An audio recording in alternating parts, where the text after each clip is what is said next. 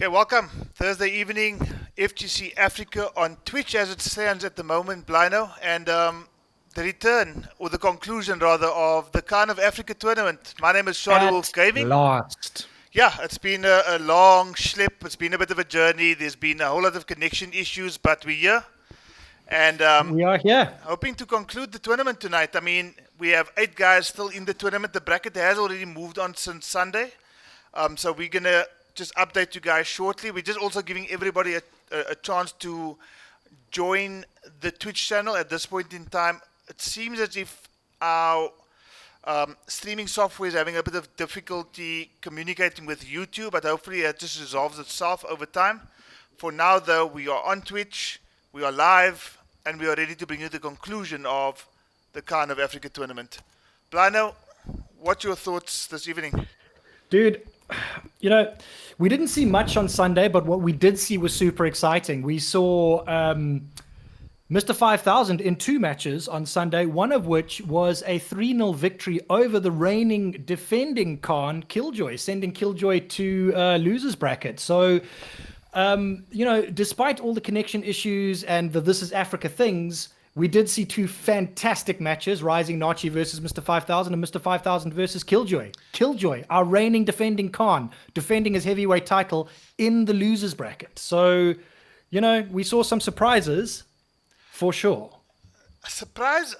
I'm not too sure about surprise because Mr. 5000 has been looking absolutely fantastic over the last couple of streaming appearances. And basically, ladies claim there to say, you know what, if Killjoy wants to defend his crown in this particular tournament, he's going to have to pull out his S tier plus game. Yeah, 100%. To defend, because I think Mr. 5000 is gunning for it. But that's not to say that the other guys are out of it. I mean, we've got X-Ray 92. We've got Careless Winner. We've got Panda Bear. We've got Rising Nachi. We've got Mr. Make Us Smile. We've got Frosh 911. Yeah, and all of these guys have performed so well in the CGL tournament that's also going on at the moment. So, you know, X-Ray 92, aka Mark the Shark, taking the big victory in week 2. Gems Mr. 5000 taking the big victory in week 1. So these guys are hungry. These guys are playing consistent MK11, and yeah, you know, you've got Killjoy also sitting in that top 8 spot currently for CGL. So these are the big dogs, man. These are the guys who are really putting their front foot forward and making things happen in MK11 in Africa, dude. So it's super exciting no matter what happens tonight. But the fact is that whoever wins tonight, Thursday, the 11th of March, takes home the title of the Kahn of Africa, the coveted, and can probably have a legitimate argument to being the best player in Africa. Well, both players are in the cost. Just to give you a brief rundown, guys, in terms of what you can expect to see tonight. All matches will be streamed tonight. Myself and Blino have agreed that because it is the Kahn of Africa event, it is the finale, we're going to bring you all the matches. And just to briefly put you into the picture in terms of what you can expect, we are starting with match number C. You can see the results that have already continued from from Sunday's event. So match C out of winners quarterfinals still to take place, which is between Panda Bear and Frosh 911. Immediately here after, guys, we're going to go into the losers round 1, which will be the match between Darkadus and Rising Nachi, followed by the match between Mr. Make Us Smile and the loser of the match that you're about to see right now. So just to put you into the picture, guys, Darkadus as well as Mr. Make Us Smile, when the tournament did start on Sunday, both of them were unfortunately without power, and the bracket obviously continued during that time. So unfortunately for both of them, they've been disqualified from their first matches, which was due to take place on Sunday, but they're not out of this tournament just yet. Darkadus is going to be taking on Rising Nachi, followed by Mr. Make Us Smile taking on the loser of this particular match, which we're about to see now. Yeah, absolutely. And guys, if you are in the Twitch chat, I see there's 24 of you guys. That is absolutely fantastic. That's a great audience for Twitch. We are having some issues with our stream software. YouTube is not live yet. So if you guys are in the chat, the Twitch chat, won't you just go to the WhatsApp groups, tell everybody that this event is live on Twitch, and if they want to see some Kahn of Africa action, they need to get their asses over to Twitch this evening. Twitch. We've got Panda Bear in the Koth lobby already. We're just waiting on Frosh to get in. Frosh is saying that the game session is not available. That's not a good start to the evening, so we are going to try and get Frosh in here again. All right, Africa things once again, but that's fine. We will persist. I'm pretty sure we're not going to have issues like we did last Sunday, so that's probably a good thing. Just letting Frosh know that the invitation is on its way. Frosh, obviously, when I was streaming on Saturday, Blino, connected without any issues, so... Yep, 100%. Let's hope that this is going to be a continuation. Just needs to maybe accept the new invitation and then take it from here. Also, guys, we are not going to spend too much time trying to connect players. So if, like, for example, in the event now, Frosh is unable to join, we are going to ask that the players, probably against our will, play their matches offline, but let's give them a chance. It is the Kahn of Africa finale. We've had connection issues on Sunday. We're hoping that it is not going to persist tonight. We've prayed to the Elder Gods. Raiden sent a sign saying, listen, all is good, so there we go. Raiden, you are the man. He's consulting, as he always does. Well, Raiden has already answered, so the Elder Gods have spoken. We have a match, and we are about to get this first match underway between Luna, Panda Bear, and Frosh 911. Mr. Seawolf, do not forget to share your screen with me so that I can never do that. So that I can see what's crack-a-lacking. The hourglass. Lovely stuff. All right, guys, here we go. Panda Bear going with a Nightwolf pick today, not going with his wife, Cetria. It's quite surprising to me. In the Kahn of Africa tournament on the winner's side of the bracket. Top 8.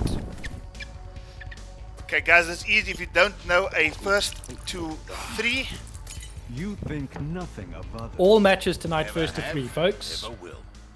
No wonder you're an outcast. Letting the intros rock, you love to see it. Kano shenanigans right off the bat, trying to establish plus frames. Nice wake up there by Panda Bear. Manages to land a forward grab. Again. Oh, snake bite. This could be some big damage. A tidy 30%. Staggers into that dangerous Kano down 1. I mean, it's so good. Why wouldn't you abuse it? No, for sure. And Frosh obviously aware of the potential. Crushing blow. But he's got a breakaway. Oh, dropped. Oh, he's got the snake bite. He's got the snake bite. Yeah. There's obviously something we've seen Biohazard use quite often of late. I was going to say, he must have been watching some Biohazard videos recently. He's looking for that big snake bite damage. Both these guys in Fatal Blow now. Panda Bear choosing not to use it. He knows that Frosh doesn't have breakaway.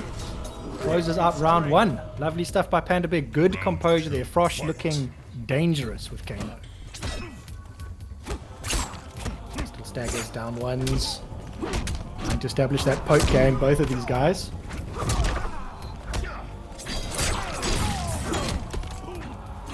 Forces the breakaway now. Panda Bear. Great pressure with this Nightwolf. Oh, he's got the command grab. That's tricky.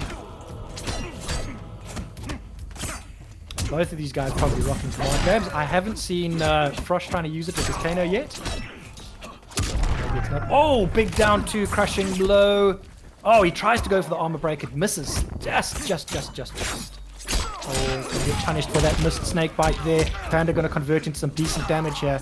Gets the command grab, 282. Lovely stuff there. Frosh not out of this yet. We've seen him make some crazy comebacks recently. No, we have, and I think for Frosh, we're probably going to see his more custom indicators come out here, because as much as he has tried the snake bite, it seemed fairly ineffective at the end of it all, with Panda taking that by 2 straight rounds to take a 1-0 lead in this winners round 1 essentially of the top 8 finale. Dude, So, that was some tidy Nightwolf play, man. You must have been super impressed by that. well, Nightwolf, the kind of character that if it's in the right hands, he can be effective against just about anybody. He's definitely not in the lower tiers as much as he's not in the higher tiers, but he's definitely in the middle where he can mix it up with the best of them. And we've seen Luna Panda Bear do exactly that. So I don't anticipate Frosh changing characters, but I think we might see a change in the variation. That happens so quickly now. I'm not even sure. Well, they obviously know exactly. I think it's the same variation. I like the variation name, by the way, Mr. Frosh, Red Mamba. I dig it. All right. I can't quite see. Yeah, he's got the snake bite and the command grab. Not many command grabs coming out in that first game by Frosh. Maybe he wants to try and establish that in this game now, because Panda Bear obviously showing how useful a command grab can be. Oh, he's gonna start off round number 1 with 230 damage. Nice little tidy combo there. Getting a bit of Kano zoning going. Command grab after that forward 2-1-2 combo there. So both these characters, I'm not sure if Frosh has equipped the number check, but both these characters have access to effective tick throws, but Frosh mixing it up quite nicely. I see the lumber check is in fact there. Grab tech there by Panda, under pressure and in the corner. Swaps position, putting Kano in the corner this time. Got a lot of work to do here though. Oh, Frosh just closes it out. Neutral jump into the air, Kano ball closes out that first round there, Blino. So Frosh looking to try and level things up here. Obviously won't be too happy about the fact that he let that first game go fairly comfortably from Panda's perspective. Yeah, Panda Bear looking really strong in that first Great game. scout on that grab attempt, down to crushing blow, and this is opportunity for big damage. Drops the combo, and Panda answers back with the combos of his own. 274 damage. Not too bad for one breakaway combo. there. Expecting the breakaway. Frosh not giving him the joy. Frosh just looking super tidy in the second game here. Wow. Well, as convincing as Panda was in that first game, Frosh answers back in similar fashion in the second game. So it's one game apiece now, and wonderfully poised. One game apiece, first to 3. Are we going to see a character change with Panda Bear going to his preferred Cetrion pick? You know, dude, I wouldn't be surprised. Obviously, Cetrion is probably the character that we've seen him play the most, especially in high-pressure situations like tournaments and streams. So, yeah, I wouldn't be surprised if we did see a... I wouldn't be surprised if we did see a set. No, we did. We're not seeing a Cetrion pick. We are completely wrong. Sticking with Nightwolf. This is obviously something that he's thought about. Thinks that Nightwolf might be a better pick for Kano. I'm not sure why that would be so, but you got to trust Panda's thinking. He's a great player. Well, we've seen him play Nightwolf so often in Combat League of late, and obviously a character that he's become quite familiar with, that he's very, very effective with. But, you know, going up against probably and arguably the best Kano in Africa, if this game doesn't go his way, Bliner, I would not be surprised if the Cetrion pick eventually does come out. But holding his own here so far. Yeah, I mean, we're only 1-1 here. It's still early days in this set. And Panda looks to have made some pretty good adjustments already. Staggering that one. Oh, we'll try to get a bit of zoning going. Alright, this is going to be a decent amount of damage. In fact, this might even be enough to kill the Blino. I think it is, dude. I think that is going to kill. I think we might just be a little bit short there. 14 life points left. Oh my goodness. But he's so done close. the amplified knife toss to seal out that round. Frosh now in the slight lead. Dude, that is something that you've got to be so wary of when you're playing Frosh. He is so good at confirming into that fatal blow. If you've got like a little bit of life left and he's got fatal blow available, just stay away from Frosh, dude. Because if he hits you once, you're done. Well, I think what has really helped Kano is, number one, the introduction of armor breakers into MK11 for all characters. But more importantly, the ease of the armor breaker for Kano. I mean, it's basically his back one has suddenly become one of his most effective moves. Yeah, totally. You know, back one and then can special cancel it into all sorts of Kano shit. So Thrush doing not too bad, but Panda Oh, answering back lovely in this flawless round block to there. crashing blow, and I think Oh. this might just be enough. Nope, oh, no amplification on that tomahawk swing. Frosh trying to make his way. Oh, great getting neutral them- jump oh. there from Panda Bear. 1 round apiece, 1 game apiece. The Guys Charlie are- Wolf special. While in this particular moment it was the Frosh, or the Panda Bear special rather, Luna Panda Bear against Rushdown Gaming's Frosh 911. Panda Bear Panda. has slender lead here in this round number 3 of game number 3. Panda playing that keep away game that he's obviously so used to being a Cetrion player. Quite happy to sit back and zone. Makes his way in now. Trying to get something going. Backs up. Oh, nice little low there by Frosh. Gets himself in, but he has a punish by Panda Bear. Oh, what is he trying to do there? Not too sure exactly what was happening there, but both players a little bit scruffy. Yeah, I think just trying to kind of figure out how they can get in on each other, committing to the command grabs.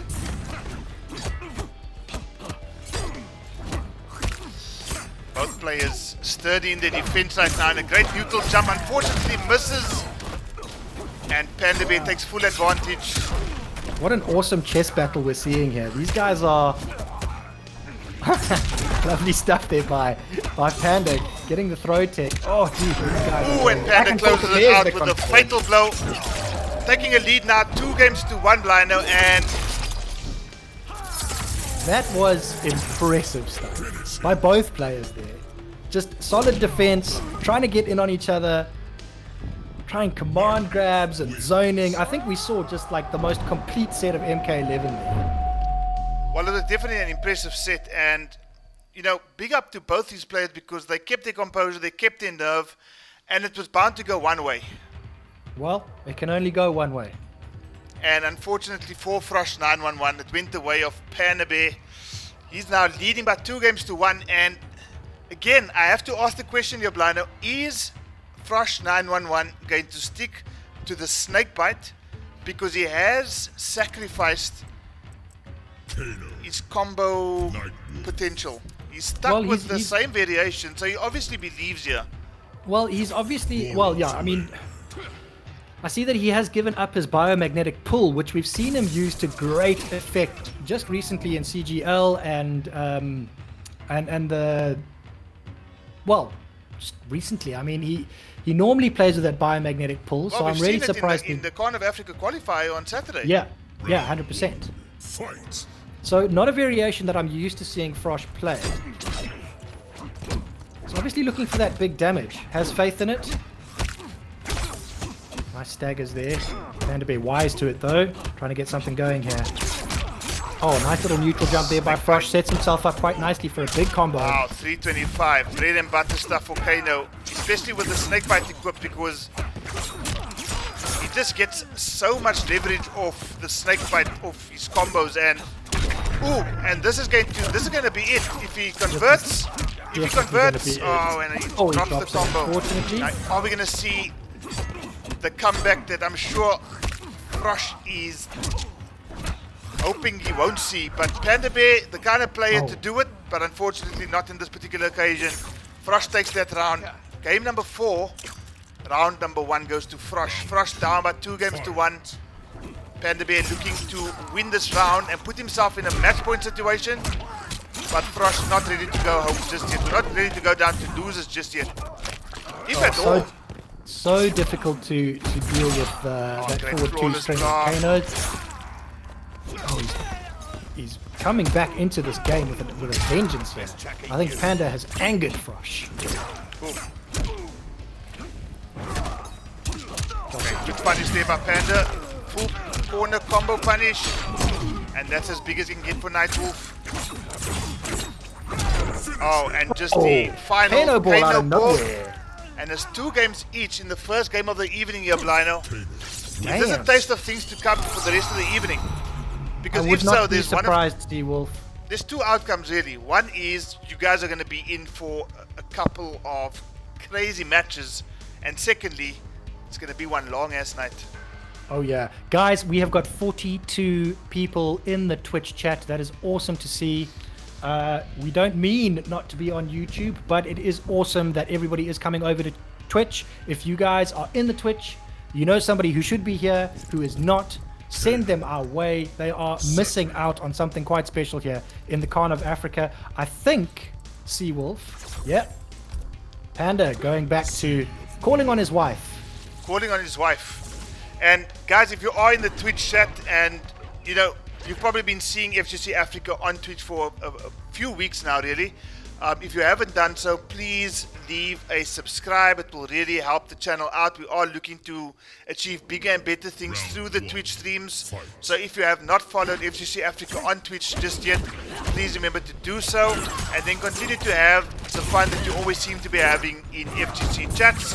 This is a punish here for Panda. Okay, now this is going to be a different sort of match for Frost, and he really needs to be on his wits here. Yeah, 100%. Because Panda Bear, Cetrion in the hands of Panda Bear. Yeah, and I think that Cetrion is not the kind of character that Panda's going to need a little bit of a warm-up with. I think he's going to be comfortable from the word go. So this is going to be a very, very different matchup. Frosh obviously having adapted to Nightwolf. I think that this is actually a really, really clever pick by Panda. Well, Frosh not doing too badly. In fact, he's probably in a slight life lead just about now. Yeah, doing a great job of just getting in on Cetrion, which, as we all know, is not the easiest thing in the world to do. Oh, and just a raw fatal blow. Catches Panda slipping. Tries to jump out of it, but Kano's big head managed to just touch her heels. Well, that is typical madman Frosh 911 shit right there. Trademark. Crazy Frosh. Okay, Frosh on match point right now against Panda Bear with Cetrion, so good interrupt there to get that rock ball in, interrupt the Kano ball, use the ground pound. Ground pound into a quick backdash. Just trying to get some space between him and Kano, but Frosh doing an excellent job of just making his way in, using that Kano ball to great effect. So powerful. Oh, he's going to get a big punish here as Panda. Nope, forces the breakaway. And a great breakaway there by Frosh. He obviously realized he still has a fair amount of life left, but he has taken a little bit of a life deficit now after that exchange. So Panda on the front foot in this particular round, keeping his distance. Work here by Panda. Oh, he manages to get the laser beam. Oh, and unfortunately, like you said earlier, this is the part of the round where Frosh is going to have some difficulty getting in. Match point for both players here, Blino. Who's it going to be? Going into the winner's side. I want the Twitch to tell us who it's going to be.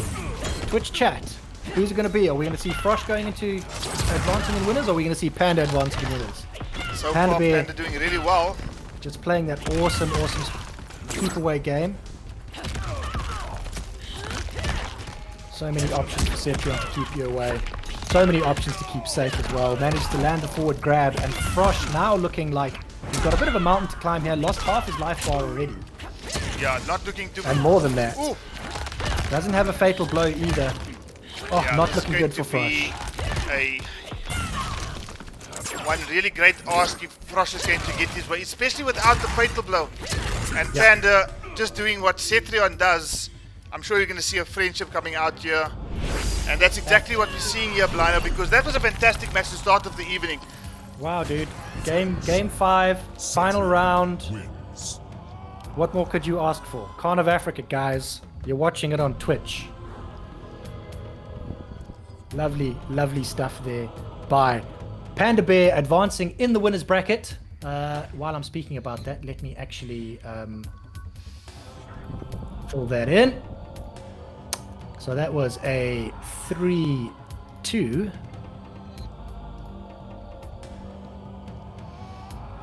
3-2 in favor of Luna Panda Bear.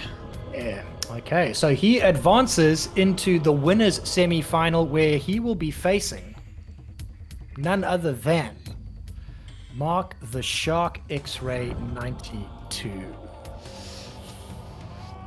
Hardcore, bro. Well, what do you think about that particular match there? Because, I mean, like you said, you refer to that match as a game of chess. You saw it go either way. It went from Panda to Frosh, to Panda to Frosh, and eventually Panda with the Cetrion pick. Yeah, look, I think that was definitely the right choice at the end of the day by Panda. A clever choice. Not a shabby performance with Nightwolf at all. Obviously took Frosh to that last game with Nightwolf. But I think just to take him over the line, a very, very clever pick at the right time as well. Because as I mentioned earlier, Frosh had obviously adapted to a Nightwolf. Panda Bear is not the kind of guy that needs any time to warm up with Cetrion. So just a really, really clever pick by him at the end there. And we've mentioned it before as well. That's the advantage of losing. You can actually go onto the character select screen, pick somebody else, and completely change the game. So, yeah, clever stuff there by Panda. Have you received the invitation, Blino, to... Seawolf, if you could just send it again. My PS4 went into sleep mode during that match. Well, I'm very upset at your PS4. How could you sleep during that match? Dude, I'm going to have stern words with it later. Please do that. Please, that behavior will not be accepted, unfortunately. Absolutely. Look, he's like a first generation PlayStation. He's an Obali, so... Oh, okay. No, then he's forgiven.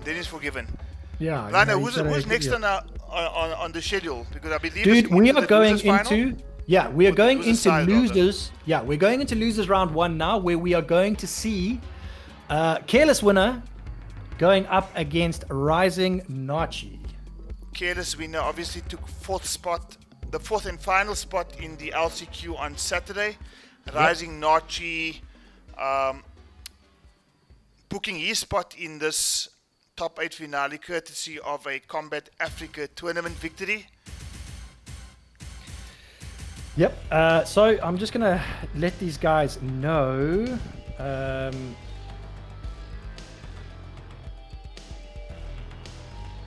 Have you invited both of them? Not just yet. I'm just waiting for you to enter. Okay, you've entered. If you can go AFK. Those invitations are on their way to both the players, Rising Nachi as well as... Okay, I'll let the guys know in Discord. Real quick.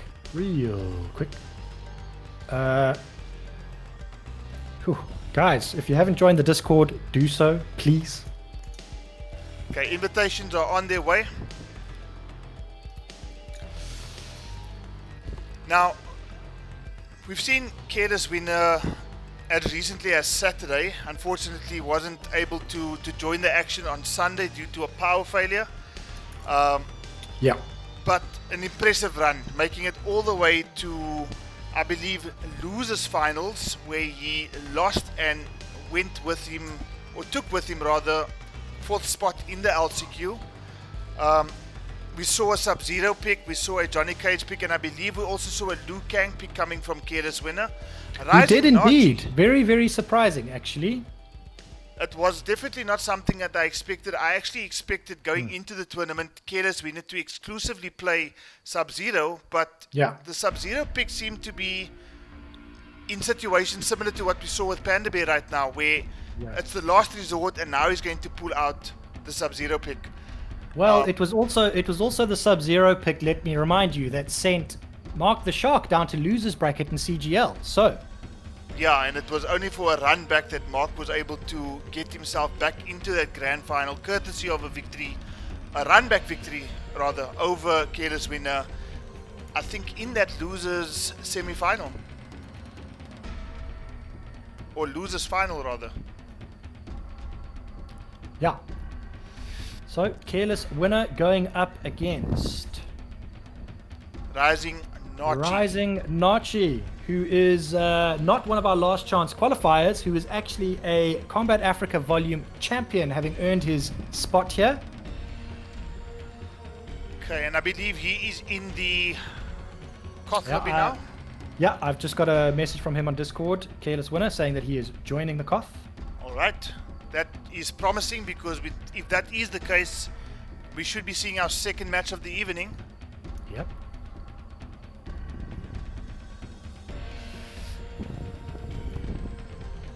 Guys, we are having some technical issues with YouTube. The streaming software does not seem to want to send the signal there. So we are exclusively on Twitch tonight, in case you were wondering.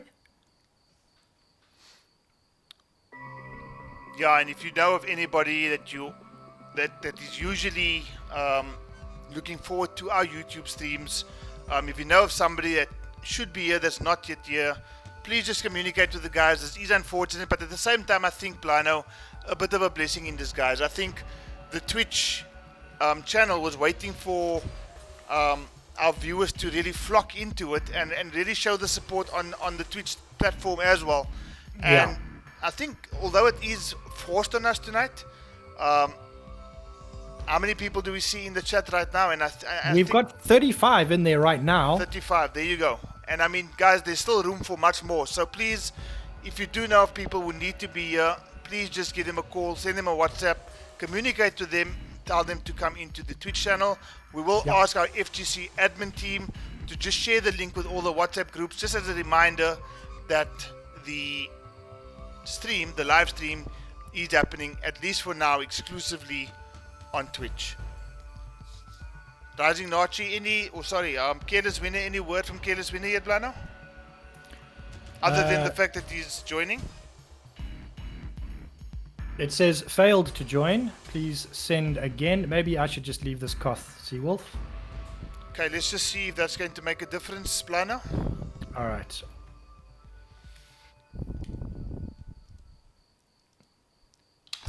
Okay, let's just try it again to see if we can get Careless Winner in here. Once that is done, I will share my screen with you, Blano. Cool.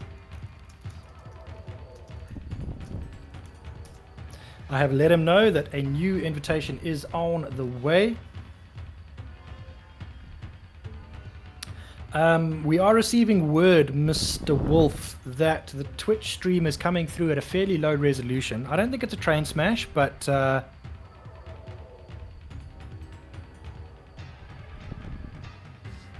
not sure if it's something we can actually sort out, to be honest.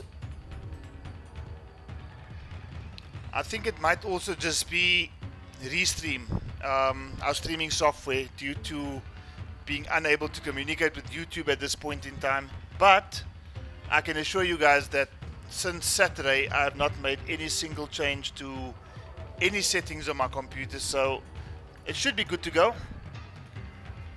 But let's just see if we can get Careless Winner in here, and if need be, we'll see if we can maybe just adjust resolutions to maybe just appear at a slightly higher one for the viewers to enjoy. We've got Careless Winner in here, guys. We're about to get our second match underway. Yep. I will get that screen shared with you shortly, Blano. That would be nice. Guys, Kahn of Africa, conclusion. Lots of money on the line tonight, along with the coveted title of Kahn of Africa. One winner. One Kahn to rule them all.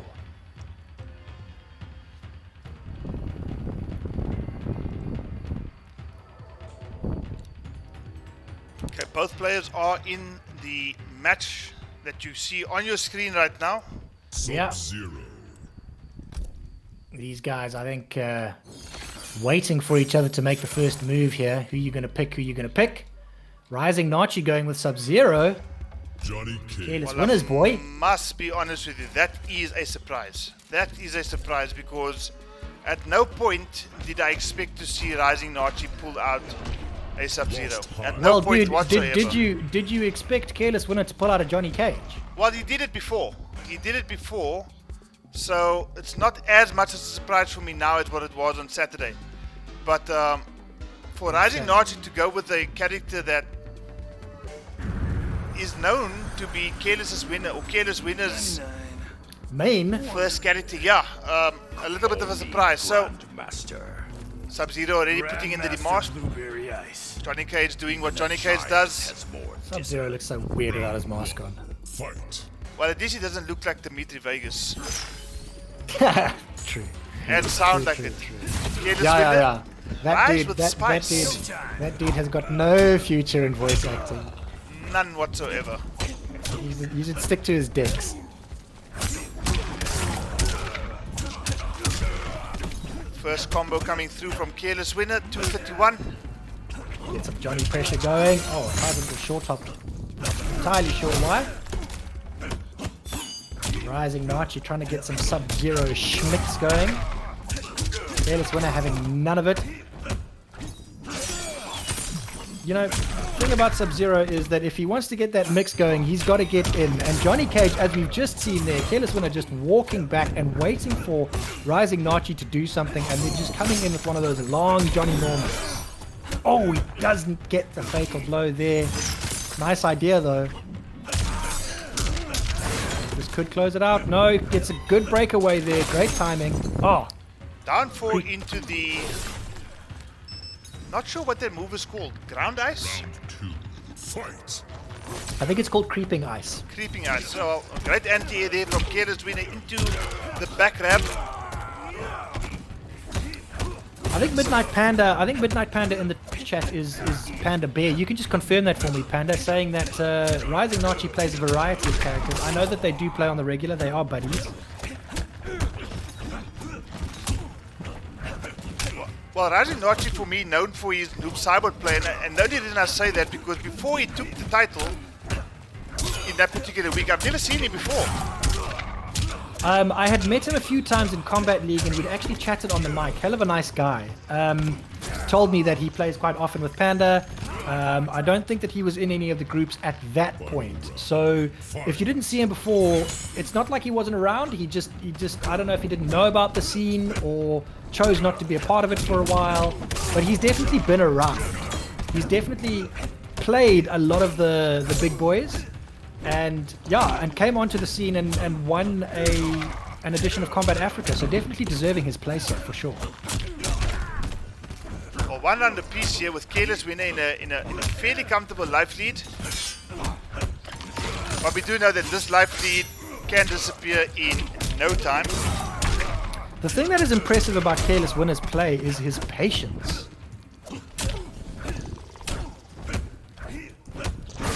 I think just super good at reacting. Oh, he just misses the punish on the slide there, unfortunately. But I think he's done enough work here, and yes, he has.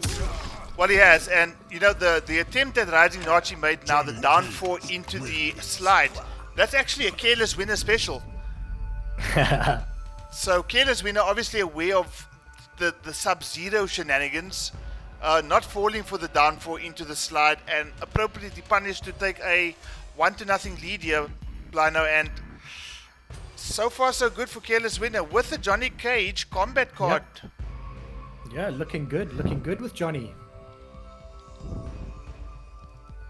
Careless Winner leading by 1-0 here against Rising Nachi. Rising Nachi certainly didn't look out of it there. I think he's probably going to go for a character change here, it looks like. As Midnight Panda said in the chat, guys, we've got 49 members in the chat. Get one more for us. Just get one more for the half century, guys. Okay, and we see the noob Cybot pick. Probably a good pick for Johnny, I would say. Probably matching his range somewhat. Got some good keep away as well, does old noob, depending on what's equipped in the variation, which we should see quite soon.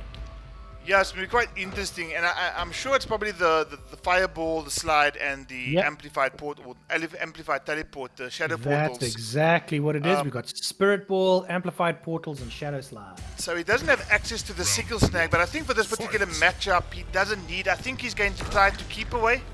Yeah, I would imagine so. Probably the right approach here. Johnny can get in on you so quickly from fairly far away. Oh, nice reactions there by Careless Winner, getting the anti-air. I think a little bit of impatience shown there by Rising Nachi to go in for the jump so early in round 1, but maybe the data he needed at that point was, okay, I can't jump at this dude because anti-airs are on deck, so I think he's much more suited to kind of keep away, but unfortunately mistimes the projectile It's a 315 damage combo, which didn't seem like it was too much effort. Yeah, it didn't even seem like it was like the first hit even hit. Oh, another anti-air, and I think that's going to close out the round for Careless Winner. Looking very comfortable with this Johnny Cage right now. Clearly, you have got to not jump in on Careless Winner, because he's going to get you. Forward 2 into the back 1, and again we see 3 for 3 on the anti-airs. Careless Winner looking very comfortable, and again perfectly timed jump. He's got the damage buff, 383 damage combo. That is huge. And I wonder if that is courtesy of the Showtime move that Johnny Cage did to kind of buff up his little fist there. Because that combo did look quite damaging. Down 1 into Nut Punch this time. Blocked by a Rising Nachi. Oh, but unfortunately, that looked comfortable for Careless Winner, I have to say. RDW in chat saying that Careless Winner is like 10 for 10 on the anti-airs. Yeah. Solomon's 92 in chat, welcome. RDW, one of our sponsors, guys, contributing via Matcherino to the prize pool. Thank you so much, RDW. We see you, we acknowledge you. You, sir, are a legend. And he also just happens to be a pretty tidy Kotal Kahn player as well. Yeah, he's pretty tidy. Sean Ravenel, another one of our sponsors via the Matcherino link. The FGC Africa admin team, thank you so much to you guys for putting up some cash. And then obviously our headline sponsor, Yengwe. I haven't seen him in the chat. I'm hoping that he's around. Dude, if you are listening, thank you so much. This couldn't have happened without you. Putting up 1,000 kwacha for this match, which equates to about $700, so a tidy sum. Thank you so much, sir. And not to forget the 3 sponsors, or not sponsors, anonymous. but contributors. Anonymous contributors. Who threw in another 1,000 rand collectively into the pot. So the prize pool sitting on in the region of 3,000 South African rand. 3,000 schmackaroos, guys. To be split between the top 3 tonight. I'm not sure if that Matcherino's link is actually still open, but if anybody wants to get a last-minute donation in, that would be awesome. 48 in the chat, guys. Where's the people at? We want that half century. Okay, so we've got a Kano from Rising Nachi here, a character that he's quite familiar with. This is the guy that I fought in combat, old Rising Nachi's Kano. Again, the attempted anti-air this time. And again, just perfectly timed jump advances and has corner position after 254 damage combo, 25% here and here about. Whiffs the down 2 there, not really taken advantage of by Rising Nachi, but he gets that plus string going. He actually hits every one of those, goes for the command grab, misses it. And I think this is it. This is going to be it. Oh no, he misses the down 2. But he lands the down 4. Ashes to ashes, welcome to the chat. Welcome. Matcherino, as the shoulder guard has confirmed, is still open, guys. So if you want to add something into that prize pool to just make the 3,000 rand that much more impressive for these competitors, please head over to the Matcherino. Oh, a lovely little micro duck there. Didn't quite get as much damage as I think he would have wanted. But yeah, guys, just a little tiny donation, dude. Just a tiny little donation would be great. And I think it's safe to say, I think it's safe to say that, I mean, I was just going to say that now. The effort, the energy, the time that these players have put into be here, they're probably deserving on every cent that gets put into the prize pot. Yeah, 100%, man. We obviously had some issues on Sunday. We've come back on Thursday. These guys are looking really strong. Rising Nachi has confirmed into the fatal blow. But I don't think it's going to do enough here, Blino. I think it might just be short. I'm always the one who says it's going to kill. Nah, I think he might need about 40 life points. There we go. What? But he does the down 1 into the Kano ball and manages to close out that round. Round number 3 now, guys, but Careless Winner still up at 2 games to nothing, and Rising Nachi still with it all to do. leaving everything in the hands of Kano here to do a job for him. And as we know, Kano says quite comfortably, job's a job, mate. Job's a job. Job's a job, mate. Well, Johnny Cage doing quite a job on Kano right now, and as Kano stuck in the corner, no defensive bar, no breakaway available, and Johnny Not Cage is looking going good. to cash in Oh, on he's a gonna get the interactable finish combo 3. Interactable. You gotta love it. 37%. Oh, the brittle. And unfortunately for Rising Archie, Careless Winner is going to have to get a 10 for that effort. He gets stabbed in the face with a Razzie because he certainly hasn't won an Oscar. That's a 10, Seawolf. Don't forget to give the man a 10. Johnny Cage wins. Well, as soon as it allows me to. It's taking a while. 10. It is taking a while. It's taking a long while. No. Give that man full marks. There it is. 10 for the brutal. And a 3-zip victory for Careless Winner over Rising Nachi, who unfortunately says goodbye to us.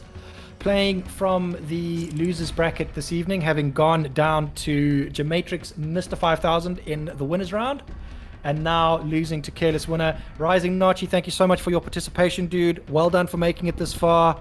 Awesome stuff. Keep an eye on the socials. We want to see you back in Combat Africa, which will be going back to its usual schedule in April after CGL and Kahn of Africa and this and that and all the cool shit is done. Yeah, Rising Nachi from Zambia, defeating Careless Winner 3-0 and advancing into the next round of the lower bracket. Guys, we're going to go straight into our next match now, which I believe, Blino, is the match between Panda Bear, his second appearance of the evening, going up against Mr. Make a Smile. No. Panda Bear is playing Mark the Shark in the winners semi-final. So Sorry, we've got not Panda Bear. Sorry, Frosh 911. Frosh, My bad, Frosh guys. against Mr. Maker Smile. Frosh 911 against Mr. Make a Smile. Frosh 911, funny enough, also making his second appearance of the evening tonight, going up against Mr. Make a Smile. So that invitation is going out shortly, Blino. I have let them know via WhatsApp. Are we just going to keep me out of there, hey? I think that's probably best. For now, yeah, for now. Yeah, But we'll get you back. We'll get you back. Let's not rock the boat. We don't want to rock the boat tonight. I can just get a Combat League set in while I'm, I'm Yes, kidding. Not a bad idea, eh? Not a bad idea at all. No, dude. I'm not going to play Combat League during Kahn of Africa. You must be kidding. Jokes, bro. Frosh Never in a million 911. years. And remember, Blino, it's not Frosh 911. It's Frosh 911, bro. Frosh Emergency. 911. Emergency number. And here's the question. Is emergency services going to be required for Mr. Make a Smile? Or is Frosh 911's tires going to be flat? Well, Mr. Maker Smile is one of the premier Kotal Kahn players in Africa. Frosh 911, one of the premier Kano players in Africa. So this one could go either way. What does the chat think? That's what I want to know. What does the chat think is going to happen in this match? Mr. Frosh 911 going up against the legendary Mr. Maker Smile, who also has his own YouTube channel. Go and check that out. Over 1,000 followers. Well over 1,000 followers. Go and join his clan of followers if you haven't yet. Guys, Mr. Maker Smile going up against Frosh 911, not 911. I need to have a sip of my H2 Izzo. What's happening in the chat here? Uchiha Lebo, the Mad Titan, Mr. FGC Africa admin says Kano Kane. Loading up another line. That is a naughty reference, sir. That is your first warning. Any more of that, and we'll kick you out of here. No, I'm joking, dude. Carry on.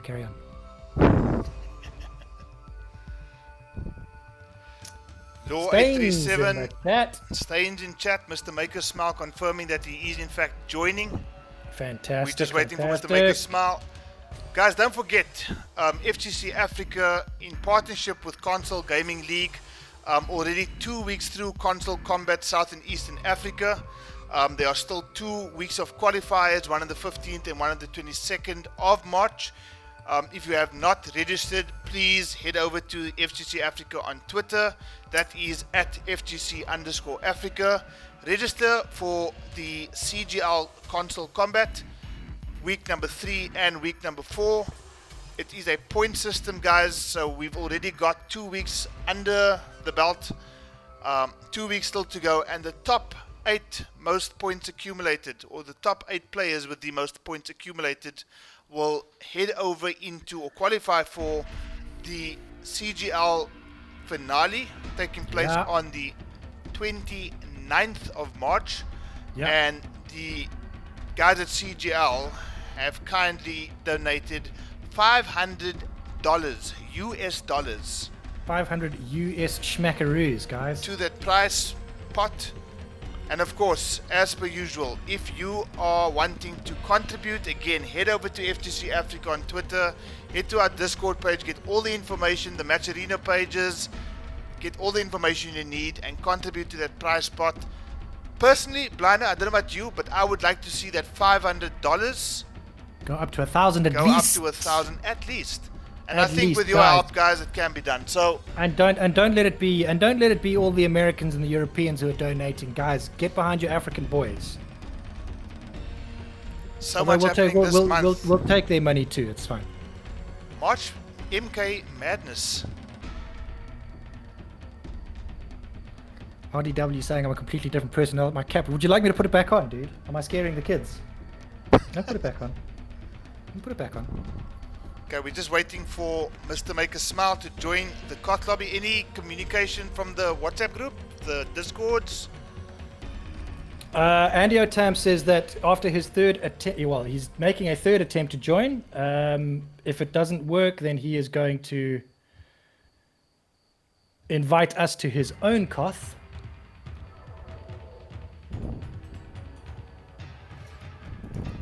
So be on the lookout for a invite from Mr. Maker Smile.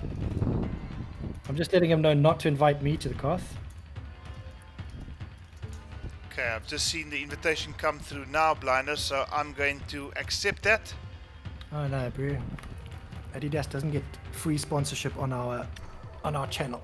Not unless they're paying me. So the cap goes backwards. There we go, RDW, is that better?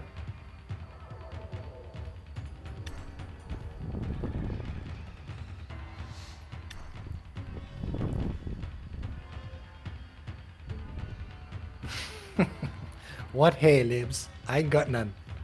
I ain't got none. Got that receiver going, you know. Pushing 40, boys. Okay, Andy Otam has invited me. I'll just ignore his invitation. That's fine. Let's not rock the boat here. You can still see my screen, Blinder? No, I can't.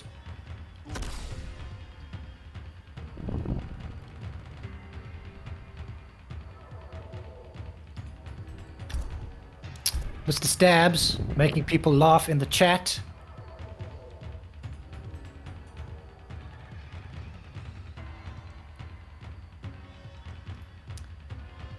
Yeah. How's it going there, Seawolf? Okay, you should be able to see my screen now. I can indeed.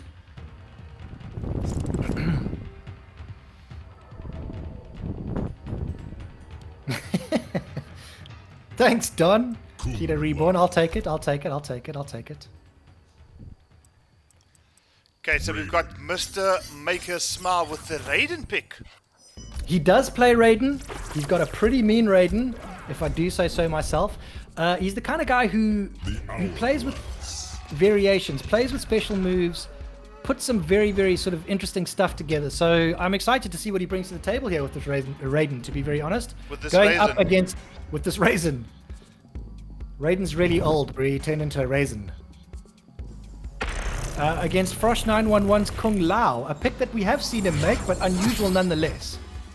Fujin vanished when the eras merged. Sounds Letting the intros rock. You'd love to see it, don't you? Me of betrayal.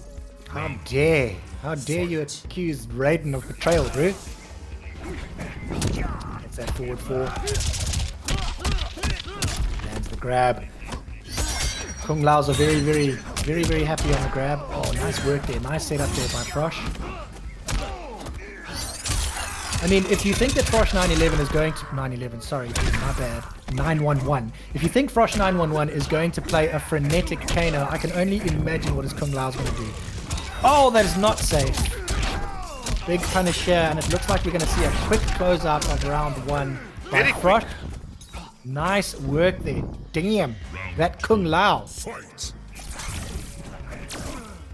Nice work there by Mr. Maker Smile. Doing some setups there. Using the staff on the ground to just throw shit at Kung Lao whenever he feels the need. Oh, down to crushing blow. Raiden saying accept my mercy, but Kung Lao showing why he's top of the class right now, and Ashes to Ashes asking where are the match predictions. Guys, we can only have match predictions when we are a Twitch affiliate, which means we need more followers. So follow the channel, and once we have enough, we will bring you all those cool match prediction things. Yeah, absolutely. Mr. Maker Smile, after having a serious life deficit in that particular round there, Blino, pulling it back, and I think this might just be enough to kill. It is Definitely enough. Definitely enough to kill. Lovely stuff there by Mr. Maker Smile. Played a much more patient game there. Maybe just got a bit of a gauge on what Frosh 911 was all about.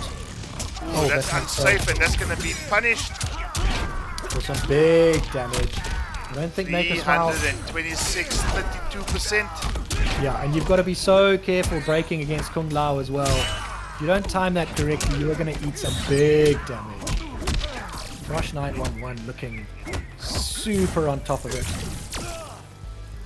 Not a move we see too often there by Raiden, but Mr. Maker Smile seeming to make it work. Oh, he's landed that dive.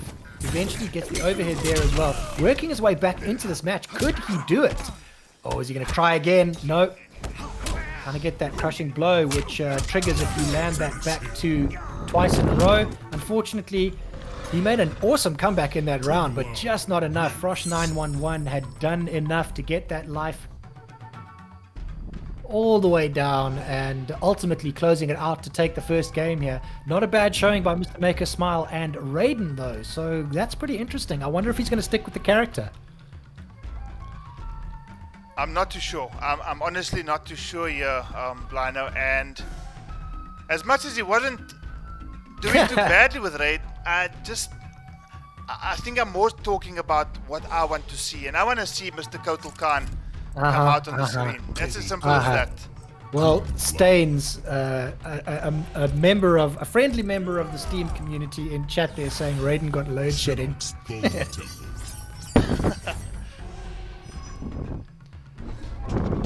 Law agreeing, Escom killed Raiden. So now he's gone to solar power. The guys are on top of it in the chat. Well done, dudes. You guys are funny.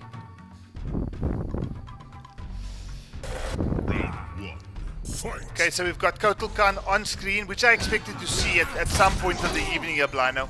Yeah, absolutely. Definitely the character of Mr. Maker Smile is most... And that's going to be 43%.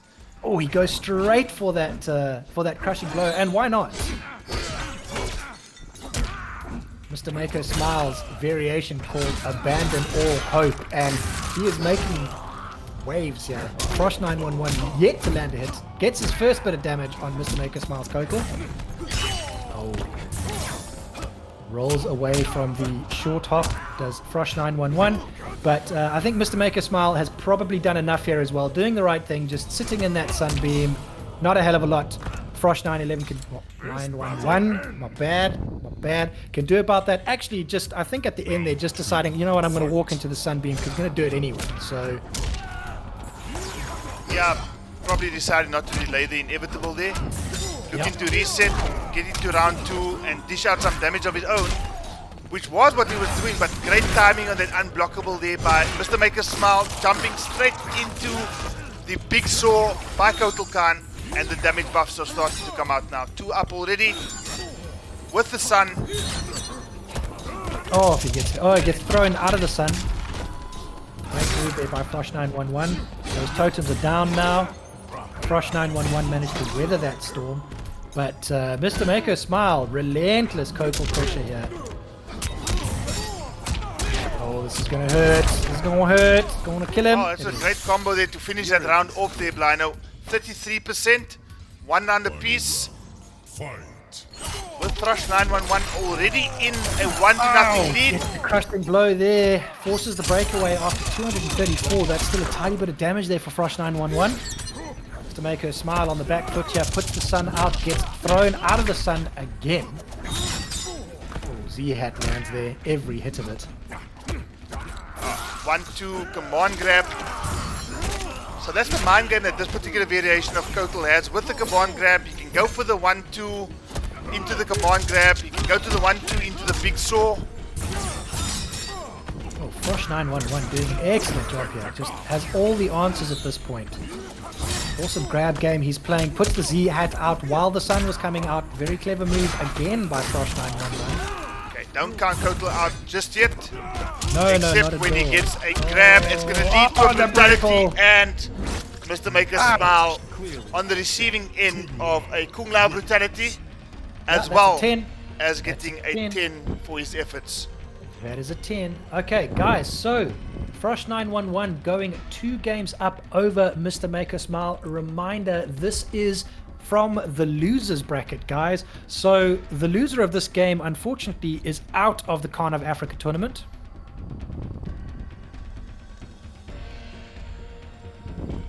Well, not looking too good for Mr. Maker Smile at this point in time, Blano, because he's already down by 2 games to nothing. Thrush looking very strong. Kung Lao. You know, I kind of get the feeling that first Raiden pick was almost to get a gauge on Frosh. Perhaps not the wisest move, if I'm right. I'm probably not. I don't know. I just feel, and this is my personal opinion here, but when you are competing in the Kahn of Africa tournament, Shinnok's Bone Temple. it Go shouldn't big. even be a question of which character you're going to choose if you have a clear and defined main. Yeah. Which Mr. Maker Smile does have, as you can see in his combat card there as well. So, you know, both players are a bit guilty at the beginning of not choosing their strongest characters, but little did you know, Blino, that Kung Lao was actually Frosh's very first character before he moved to Kano. I did not know. I only found But- that out recently, and looking at the way he plays Kung Lao, I can very much believe it. Oh, he has a new variation on the table by Mr. Maker Smile. Oh, he's going to get some big damage here. 30% for about 3 hits there. Oh, this is all going to be big damage. Ooh, those totems are so dangerous and they come out so quickly. Don't count Mr. Maker Smile out. He's definitely capable of making a comeback.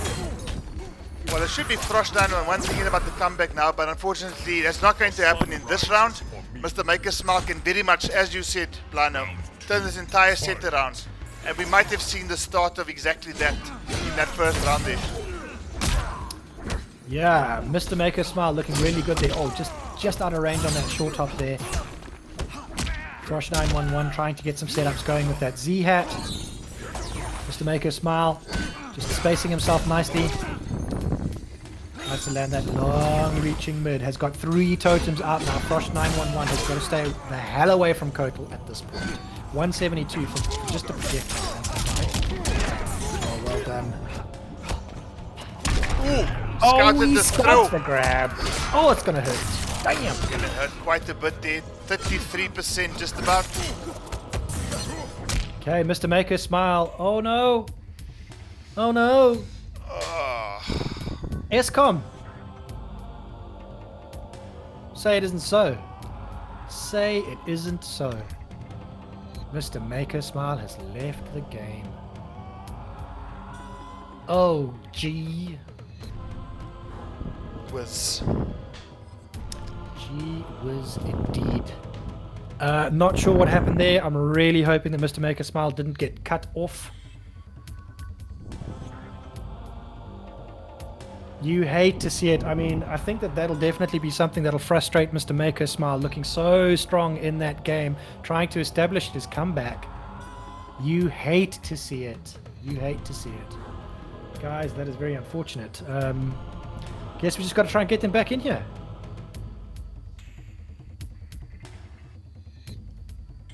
Phew, that was extremely unfortunate, and what we are going to attempt to do at this point is maybe just try to get Mr. In fact, I'm not too sure. Frosh can go through, he says in chat. Okay. So Mr. Maker Smile, I'm not sure what the issue was. Blue screen. I think there's a fault on his PlayStation, Lino. Oh, that is very, So that's very unfortunate, but at the same time, great sportsman nonetheless. You know, to Mr. Maker basically Smile. give up his progress in the Kahn of Africa tournament. Just a great example of sportsmanship. So, with Frosh being up 2-0, and it did look like Mr. Maker Smile was about to stage a comeback of sorts. Basically agreeing in chat that Frosh can proceed. So, Frosh will go through. That was an unfortunate end to what looked like it was going to be a great match there. And guys, just for clarity, because we did have some of these things come up in CGL, and then in week 2 subsequent to that in Kahn of Africa, we have established amongst the FGC Africa team that should a player disconnect in a situation like this, that we will sort of discuss it amongst ourselves and decide whether or not we can get that match going again. But in this case, Mr. Maker Smile stepping down, basically giving himself the DQ, so saving us the trouble. Thank you, Mr. Maker Smile. Unfortunate way to go. But that does mean, Bliner, that Frosh 911 advances to the next round of the lower side of the bracket. Yep. Where he is eventually going to be facing Killjoy. He will be facing Killjoy, the reigning defending Kahn of Africa. But before we get to that match, we are going to go back to the winner's side of the bracket, where we are going to see Panda Bear go up against Mark the Shark. Shark the Mark taking on Panda. Dude, who would win in a fight between a Panda Bear and a shark? Maybe the guys in chat should let us know.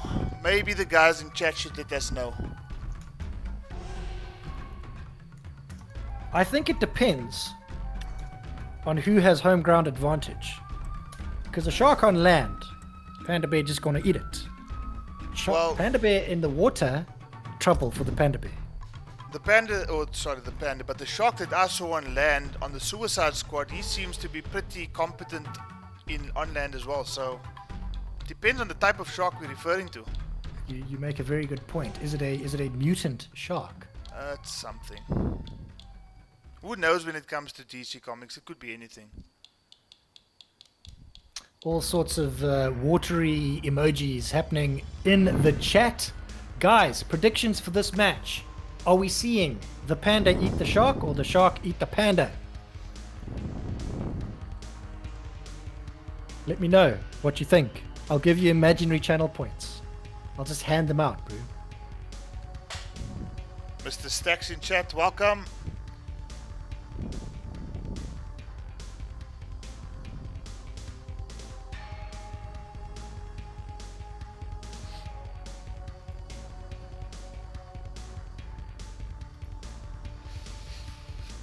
Okay, invites have been sent out, Lino. I'm not sure if you're seeing my screen just yet, but as soon as these guys come in, you will be able to see everything that you need to see in this particular match, because this is the match you don't want to miss.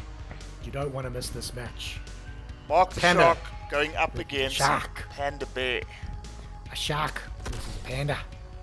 Oh, Panda Bear sharing a garage with me right now. Mr. Jivs is shouting for the Kung Fu Panda. Lots of shark emojis. Ashes to Ashes saying, Mark, bring the Devourer. I'm sure that you would love to see that, man.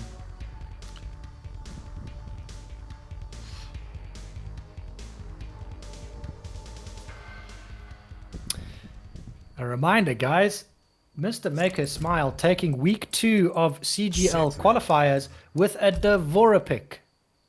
Mr. Maker Smile? I mean, sorry. Mr. Mark the Shark. There we go. My bad. There we go. My there we go. bad. Stay in the pond there. Stay in the pond. Sorry, guys. Okay, I am seeing your screen, and we are immediately seeing Sharky's very, very dangerous Barak skis. Barak's kebab. The spiky chap with the teeth And the and the damage. bad attitude and the bad attitude.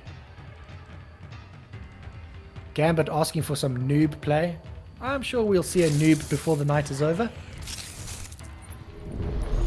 Panda Bear going straight to his wife. Wifey, I need you. Okay, already we're seeing some matchup knowledge come there from Panda Bear, interrupting that 1-1-2 string with a down 3. Yeah, nice work. Crushing blow here. We're going to see a breakaway surely. Nope. Oh, Down nice. to 31%. Good start here from Panda Bear, Blino. Yeah, awesome spacing by Panda Bear. Just staying out of range of dangerous Baraka, and then coming in with all sorts of pressure. Well, that was a quick fast round there, Blino.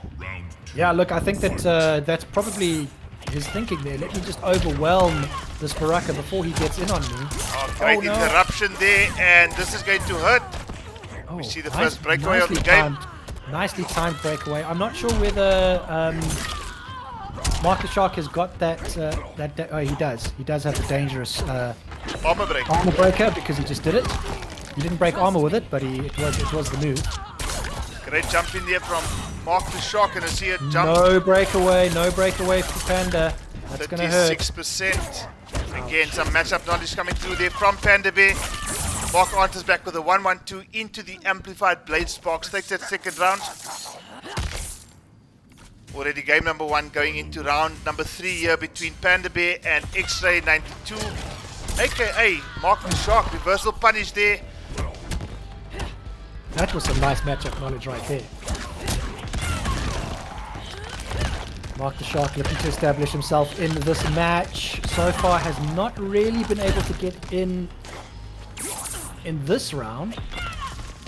Round 2 looking like he might walk away with it. Nice telly, and back she goes. Oh, just misses the punish there. This is the punish, and again, like you said in the very first game here, a bit of a game of chess here between these two guys. Flawless block on deck.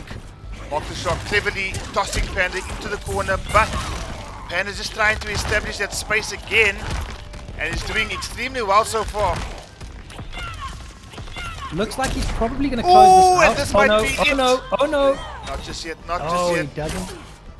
Panda wise not to break away there. Manages to finish that out. I was about to say clutch that out, but it wasn't really. I mean, he looked pretty comfortable. So It did look somewhere between that, before the end of that round there, Blanda, that Mark was going to stage a bit of a comeback, and I actually thought that after landing that forward 4-4 crushing blow, he would actually opt to spin the fatal blow, but he opted for probably the attempt that he anticipated a breakaway, hoping to catch Panda with the armor break, but unfortunately for him, that did not happen, and Panda Bear takes a 1-0 lead.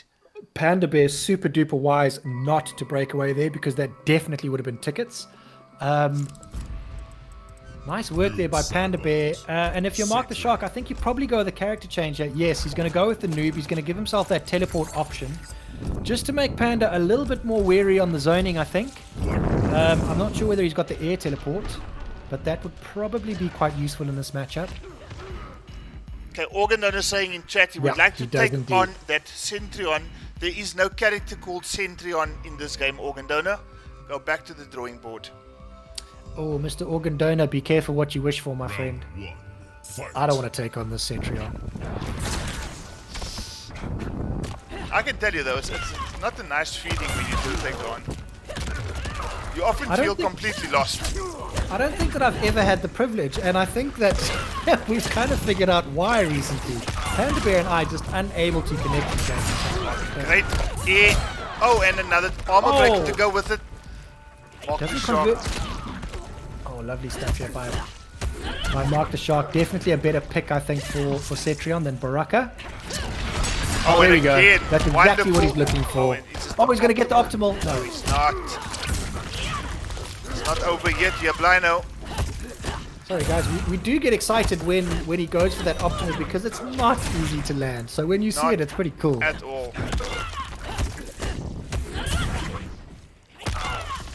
Panda Bear just managing to... Ooh, and that's going to close it. As I was going to say, he's managing to keep his distance. He steps in. Mark lands the back three into the fatal blow and takes that first round. Well, that was some opportunistic play there by X-Ray 92, aka Mark the Shark, getting round one, but probably feeling a little bit uncomfortable. Awesome work there. Oh, he's gonna land this one. Really he's done it this time. He's done it. 39%, just short on 40%. Not bad for the bread and butter, is it? 397. I mean, that's pretty much fun. Oh, that's gonna hurt. Oh, he doesn't use the breakaway. Well, I think everything that Mark has done in this batch so far is telling Panda Bear to stay out of the skies. Definitely, but Panda Bear's done really, really well to get himself back into this. I'm not quite sure how he did it. I must have missed that. Well, they do say Cetrion lacks a little bit of damage, but it all amounts to something at the end of the day. But that forward 2-1-2 combo into the amplified slide going to be enough for Mark the Shark to draw this game level at one game apiece. And now it's the thing about Cetrion, eh? Yeah, she just eats away slowly at your life bar. But consistently. And I think that also, I mean, with all those sort of safe strings, and her pressure really is something that a lot of people sleep on or don't realize that she has. I mean, she's constantly coming at you with very, very usable normals, just chipping away, even if you are blocking, and then all of a sudden your life bar's gone.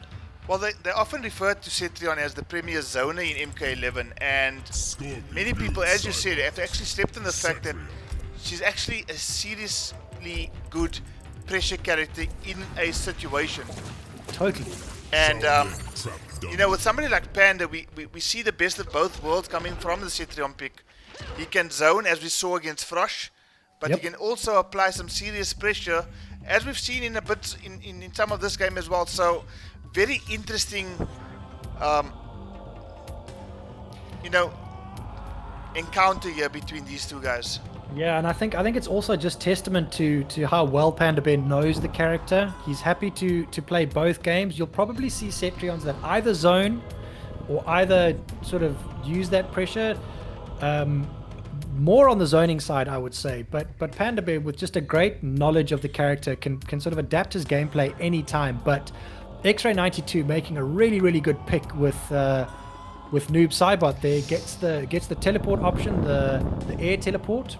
Well, this is something that Panda spoke about, where he says that he experiences some unnatural load times between matches, and sometimes what happens in the situation is the game tends to disconnect. So let's just wait and see what the outcome of this particular situation is going to be, because somebody's waiting forever, but it seemed to have worked just fine. Awesome. Okay, that's good. That is good. Light guide me. Virtue, everything is evil. Round 1. Fight. Okay, one game apiece between Cetrion and Noob Cybot. Panda Bear against X-Ray 92.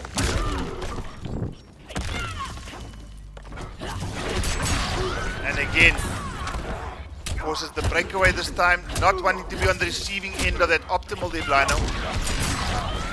Oh, he's gonna get damaged here now. 30%, just over 30% there. For not too much work, as we all know, Noob Cybot hits like a truck. Forward grab keeps the corner position.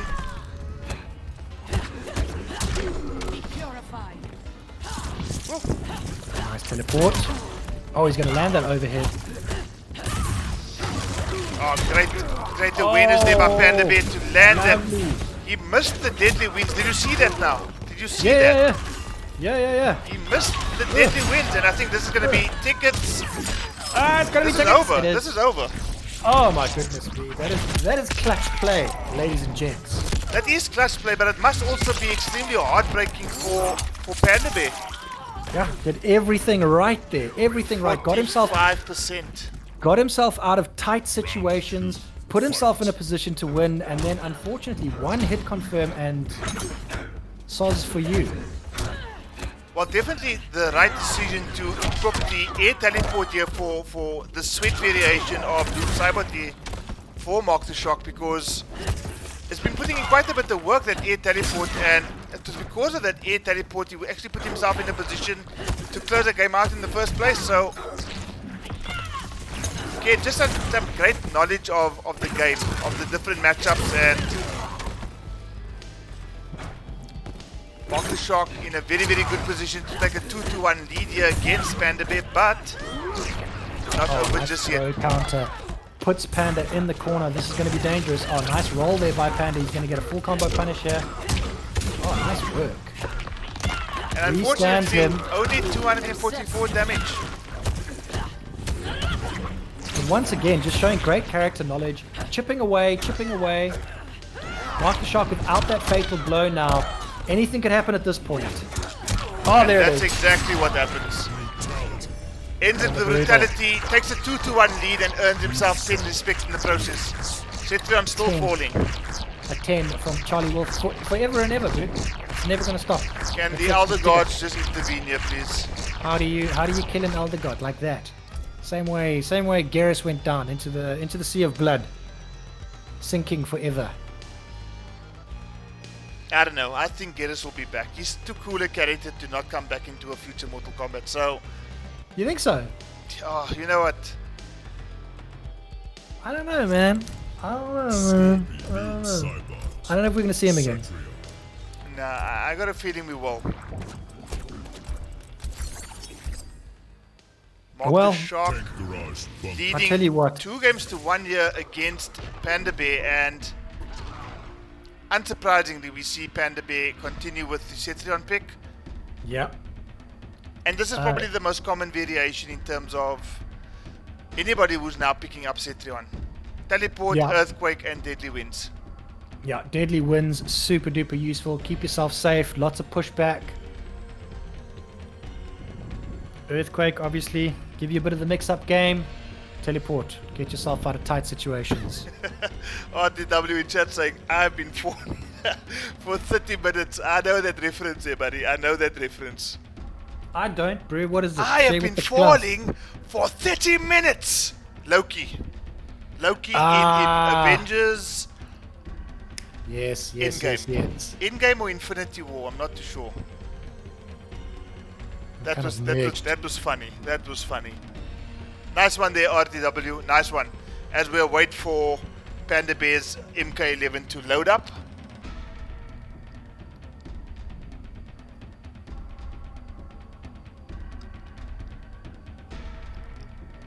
Yes, guys in chat are talking about the Lord of the Rings series that's going to be featuring on Amazon Prime at some point. That's super exciting. We're watching MK here, guys. We are watching MK. We are indeed. And there's a movie coming out in April, guys. Don't miss that. Yeah, I must be honest with you, I'm actually looking forward to it. As a fanboy, yeah, dude, me too. Looking forward to it, irrespective. I'm super psyched. I had my doubts at first when this Cole Young character came in, but everything I've seen so far is making me have positive thoughts, I must say. Especially Cabal, and if we could see an MK movie skin of Cabal, as well as a few other characters, but I think they look super cool. Yeah, I think there will be a lot of MK11 fans that will be really happy. Maybe Also, we'll get Cole Young Combat Pack 3. Nah, I don't think so. Well, Mark the Shock on match point now against Luna Panda Bear, and after the failure of the Baraka in the first game, I think Noob Saibot has just turned it around completely. Well, like I've been saying ever since I mentioned Noob Saibot, he's probably a much better pick for Cetrion.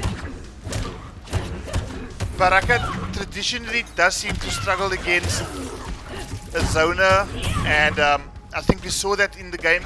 And I mean, especially when you see two players of this quality playing, who probably play these characters, their respective characters, at probably one of the highest levels on the African scene. Oh, I wonder why he went for the high boulder there. Mark the Shock. Close it out here. Okay, are we going to see Panda make a comeback? Mark the Shock just needs one special move to close it out. Panda Bear trying his best to just connect to that forward two. Mark the Shock looking for that backward 3. Oh, nice throw kick. Keep himself alive. Now, Lino, That's I would love to say that this is death, but I don't know. Nah, it's surely. death. It's death. It's death. Now that is clutch. The throw tech into the confirm, well, into the string confirm fatal blow. That is some top quality H2O right there. Oh, and Panda Bear doesn't. Oh, feeble down 2 by Cetrion gets her punished in the corner. This is gonna hurt. This is gonna hurt quite a bit. No! 55%. He manages to break away just before the armor break hits. That could have been Also huge got the damage. escape failed here, so the next grab is gonna be a crushing blow, and I think this is it. This is it. Lino, I This is think it. this is it. Ouchies. Wow. Mark the Shark saying, what? No, sorry, bro. Are we going to see a friendship? Coolest friendship? Yes. Cool friendship. Skippity doo-dah. Mark the Shark advancing in the winner's bracket, ladies and gents. Mark the I will- Shark. Which I will update now. What was that? 3-1. 3-1 in favor of Mark the Shark. So am I right in saying that our winners final is set? Our winners final is set. We are going to see the repeat of week 1 grand finals CGL, week 2 grand finals CGL. We're going to see Mr. 5000 going up against Mark the Shark in winners final. Okay, but before we get there, First, guys, a man who I'm sure that you have all been itching to see tonight, the reigning, defending Kahn of Africa, Killjoy, will be going up against Frosh 911. But before that happens, Seawolf, I need to take a comfort break. alright, all good, all good. I'm gonna get both Killjoy and Frosh into the cot lobby in the meantime.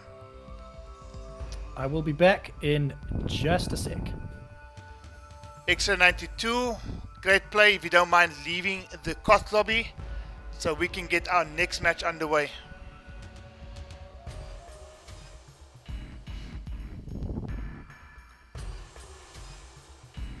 Thank you, kind sir.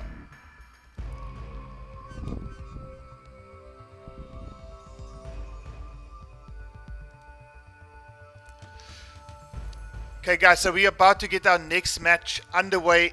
Killjoy against Frosh 911. Killjoy, unfortunately for Killjoy, going down in the second round of the winner's side, going down to Mr. 5000 on Sunday, and being pushed down to the loser side of the bracket. He's going to have to make his way all the way back through the entire winner or loser round rather, if he's going to have any chance of defending his crown. So this is going to be a tough ask for Killjoy, but if there's anybody on the continent who's able to do it, it's probably going to be him.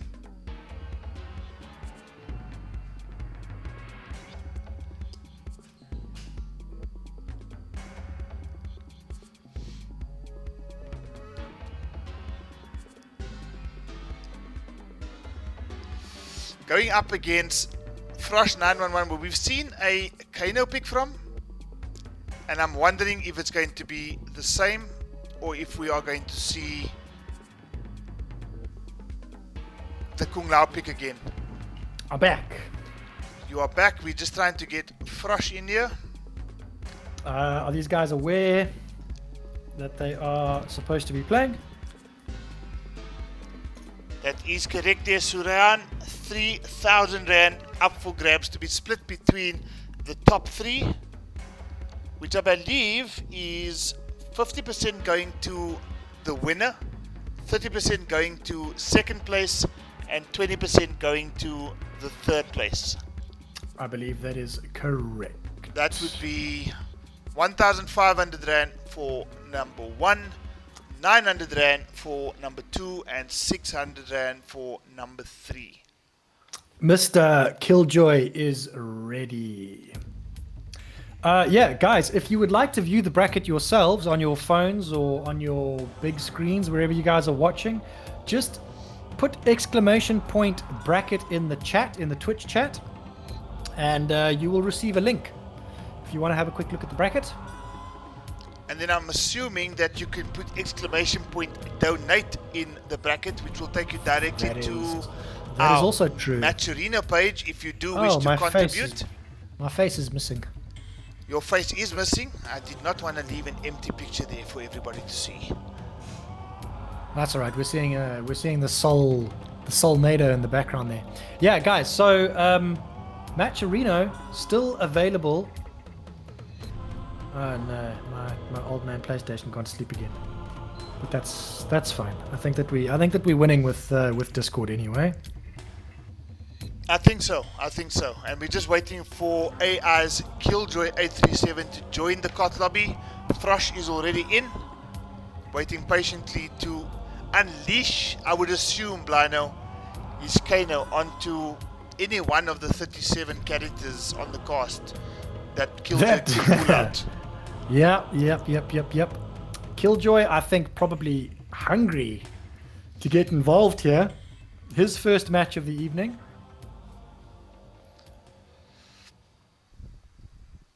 If you can just keep an eye on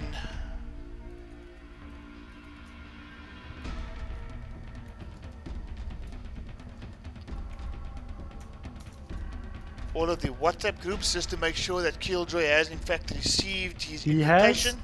He has indeed. I did communicate with him on WhatsApp within the last couple of minutes. He has acknowledged.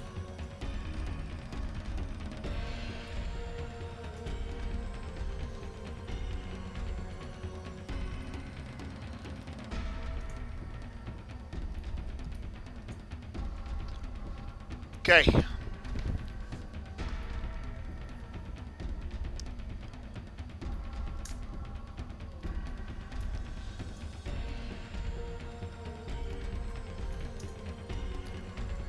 Huh? I heard a funny noise.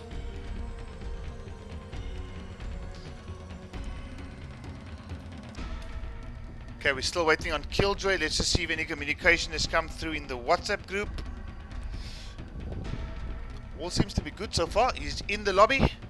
Oh, and fantastic. we're about to get the next match underway. Guys, Killjoy going up against Frosh 911. Someone please. I've lost your screen, Seawolf. Do not fear. I never fear. Never ever. Okay, I've got it back. I can see what's crack-a-lacking. Killjoy looking like he's hovering over that Sub-Zero pick that he's quite partial to these days. Not bad, gone with Jade. Another character we've seen quite often coming through from Killjoy. Yeah. Black Dragon Fight Club.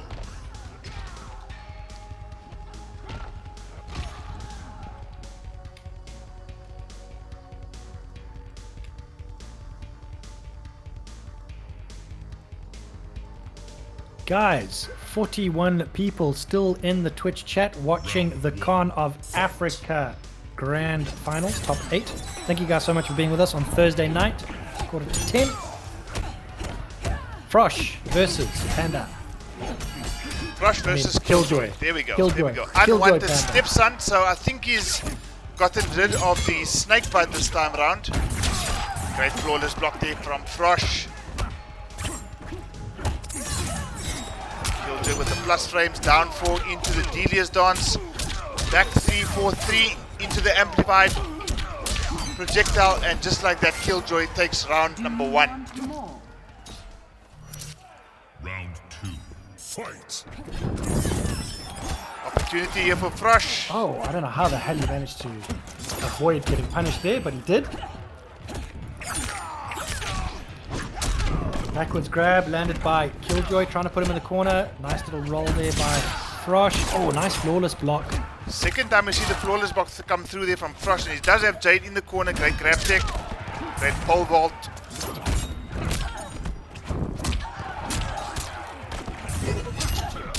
Oh, doesn't land the wake up. Frosh taking advantage. Oh, nice patience there by Killjoy. Into Delia's dance. Trying to get something going. Frosh is in the corner now. This is dangerous. Oh, get the biomagnetic pull. Set something up. Reset neutral. Oh, and I think this might just be the end of the round. Oh no, Is with a forward throw, keeps Jade in the corner, takes the second round here, Blino, and impressive stuff there from Frosh to take that round. Is now 1 round apiece in game number 1 between these two guys. Super impressive stuff there from Frosh. Landing the overhead, that's Killjoy.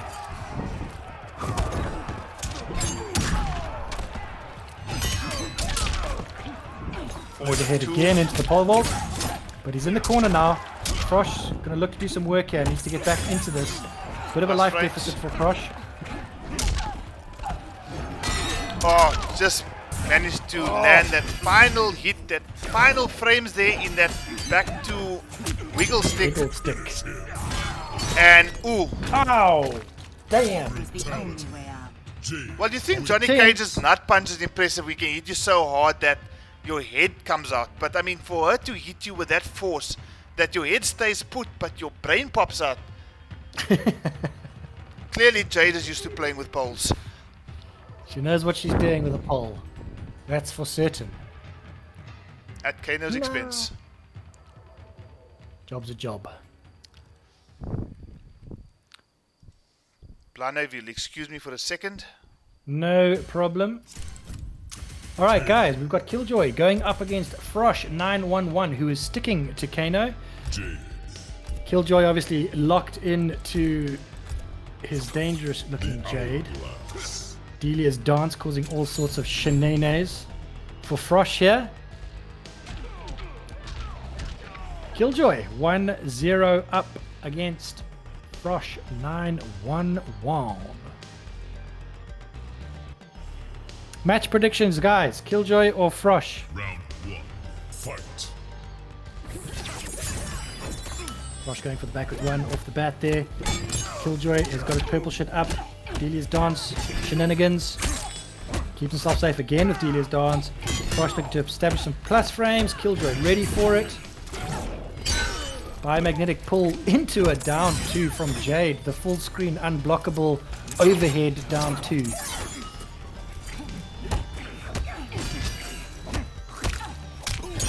Both these guys feeling each other out, but Killjoy just landing more consistently at this point than Frosh. And when Frosh is landing, he's not doing a hell of a lot. Lovely work here by Killjoy, completely controlling that match. Spacing, timing, all on point. Round 2. Fight.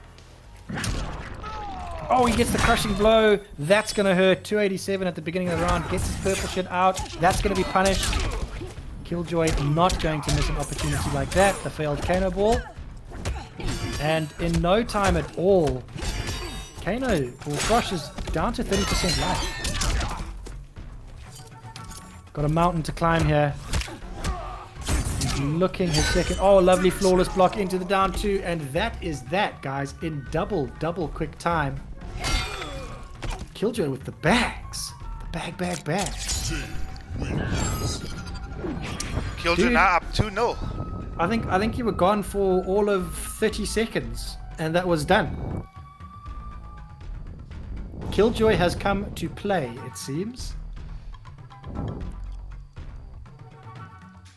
Well, both these guys on the... Well, this is a lower bracket match, so Yes, the indeed. loser here, unfortunately, is going to have to say goodbye to their chances of becoming Kahn of Africa. Yeah, And at this 100%. point, it does seem as if that is going to lie with Frosh, but it is only 2-0 Blino. And as we have seen is. so many times before, anything can happen in Mortal Kombat. Mr. Maker Smile's prediction is it'll go to game 6 and end after a tie round. I think, dude, I think that's so likely to happen. I agree. That is the most likely scenario. Frosh just thinking about it for a second. Is he going to go for Ripper? Thinking about his variation here. Dirt bag, rat bag, red mamba, Red Mamba. unwanted stepson. Is that Hunting one of his zoners? variations? Hunting zoners. Unwanted stepson, hunting zoners. Well, I think that's probably what he wants to do at this point is Give himself that Vegemite. Keep himself safe from Jade's projectiles and get some damage in the process. He's gone and done exactly that. So he's got the biomagnetic pull, the Vegemite, and I think the command grab as well. I didn't see. That's correct. Yeah, the command grab. Yeah. Okay, so it's all or nothing for Frosh 911 against Killjoy. Starts off, doesn't finish that combo though, but does buff up the Vegemite.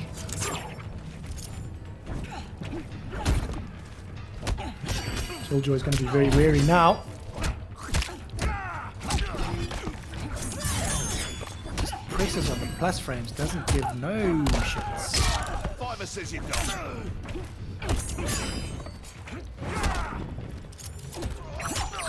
Good grab there from Killjoy. Forward grab, pushing Kahn closer and closer to that corner. Trying to get that long reaching overhead into Delia's dance. Oh, lovely flawless block there. Breaks the armor. Oh, And lands a back three crushing blow. With a bit of dot damage. Jade doesn't seem to care too much about what Kano is doing, and just like that, a standing one into Damn. that fatal blow. I think that's probably Killjoy giving Frosh a taste of his own medicine there. The crazy fatal blow. Standing one into a fatal blow. Fight.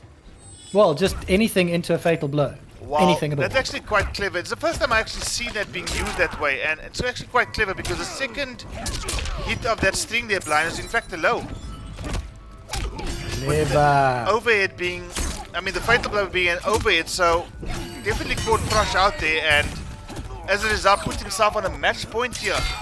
That is big brains, man.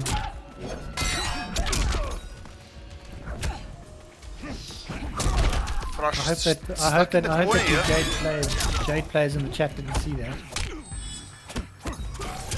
Oh, all three Jade players in South Africa. Hang on.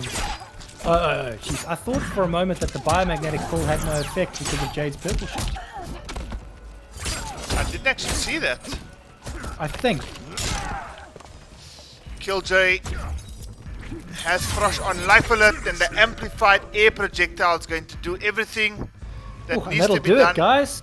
And Oh, Killjoy advances with a 3-0 lead and a couple of bags. Just a couple. Just a couple. One or Just two. a couple. 1 or 2 bags for Frosh. While Killjoy advances into the... He advances to losers semi-finals. Let me quickly update the bracket there. That was a quick 3-zip It was a quick zip. to Killjoy.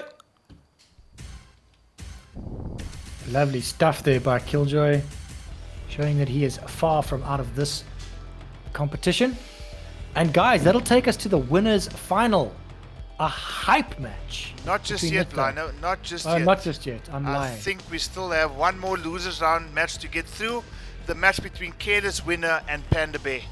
Ah, yes, you're right. Careless you are Winner and 100% Panda Bear correct. needs to get through their match, and immediately hereafter, we're going to see the first appearance of Mr. 5000 this evening, waiting patiently, having already secured his spot in the winners final, where he's going to be going up against Mark the Shark. But before we see that match, guys, Careless Winner going up against Panda Bear in the second losers quarterfinal matchup.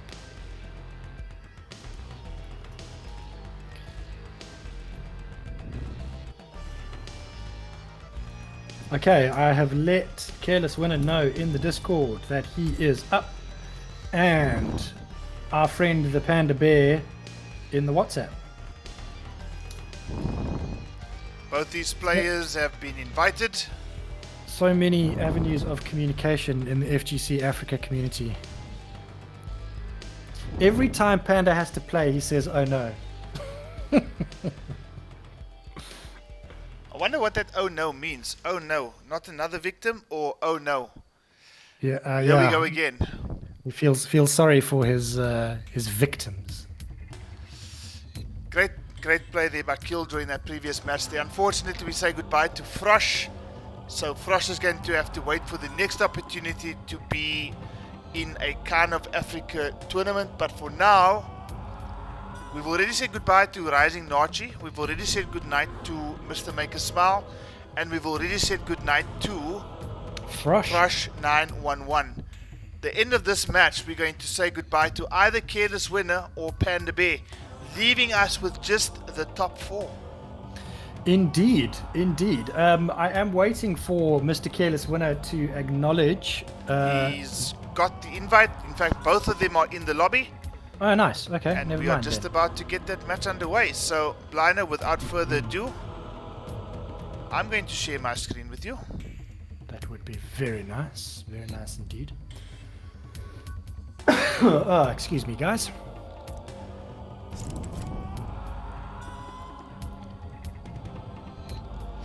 Guys, thank you so much for joining us on Twitch this evening. Liu Kang. Awesome to have you here. 48 of you in the chat.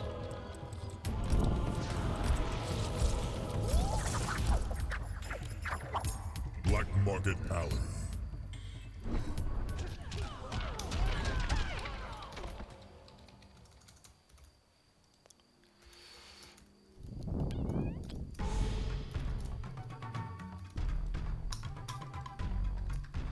Okay, losers quarterfinal between Luna Panda Bear and Careless Winner about to take place right about now. Round 1. Fight. Okay, Liu Kang, probably two of who are considered the toppest of top tier characters in MK11 at this point in time, Blino. Yeah, certainly these two characters topping every single tier list at the moment.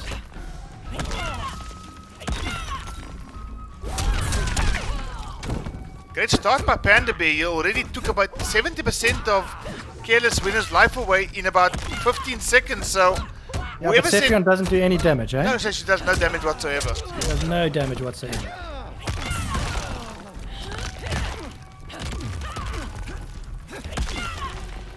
Careless Winner got a lot of work to do here. Doesn't get the parry. Be balanced. Well, first round going to Panda Bear there against Careless Winner. Be Water, my friend, going up against Sub to Panda Bear. Panda Bear, of course, with the YouTube channel. If you guys enjoy his Cetrion play, what you've seen from him, and you have not yet subscribed to Panda Bear's channel, please be sure to do exactly that. Crushing blow coming through with a 2-1-2. Or is it a 2-1-3? I think it's a 2-1-3. Crushing blow nonetheless, and Panda Bear in double quick time has just removed Careless Winner's life bar. Life Again? bars. Again with the Cetrion that does no damage. Careless Winner's Liu Kang variation is a Bruce Lee reference for those who don't know. Panda Bear looking upset. And in no time at all, Cetrion. Panda, who said "Oh no" in the chat, has taken a very clean, very easy victory over Careless Winner. Careless Winner has got a lot of adjustments to make if he wants to come back into this. The chat is calling for Sub-Zero. I wonder if we will see Sub-Zero. Maybe with the amplified ice ball, try and get his way around some projectiles. Although Panda Bear didn't really look like he was using too many projectiles. Now I think with her access to that deadly winds, you know, she's suddenly not as dependent on the rocks anymore. Yeah.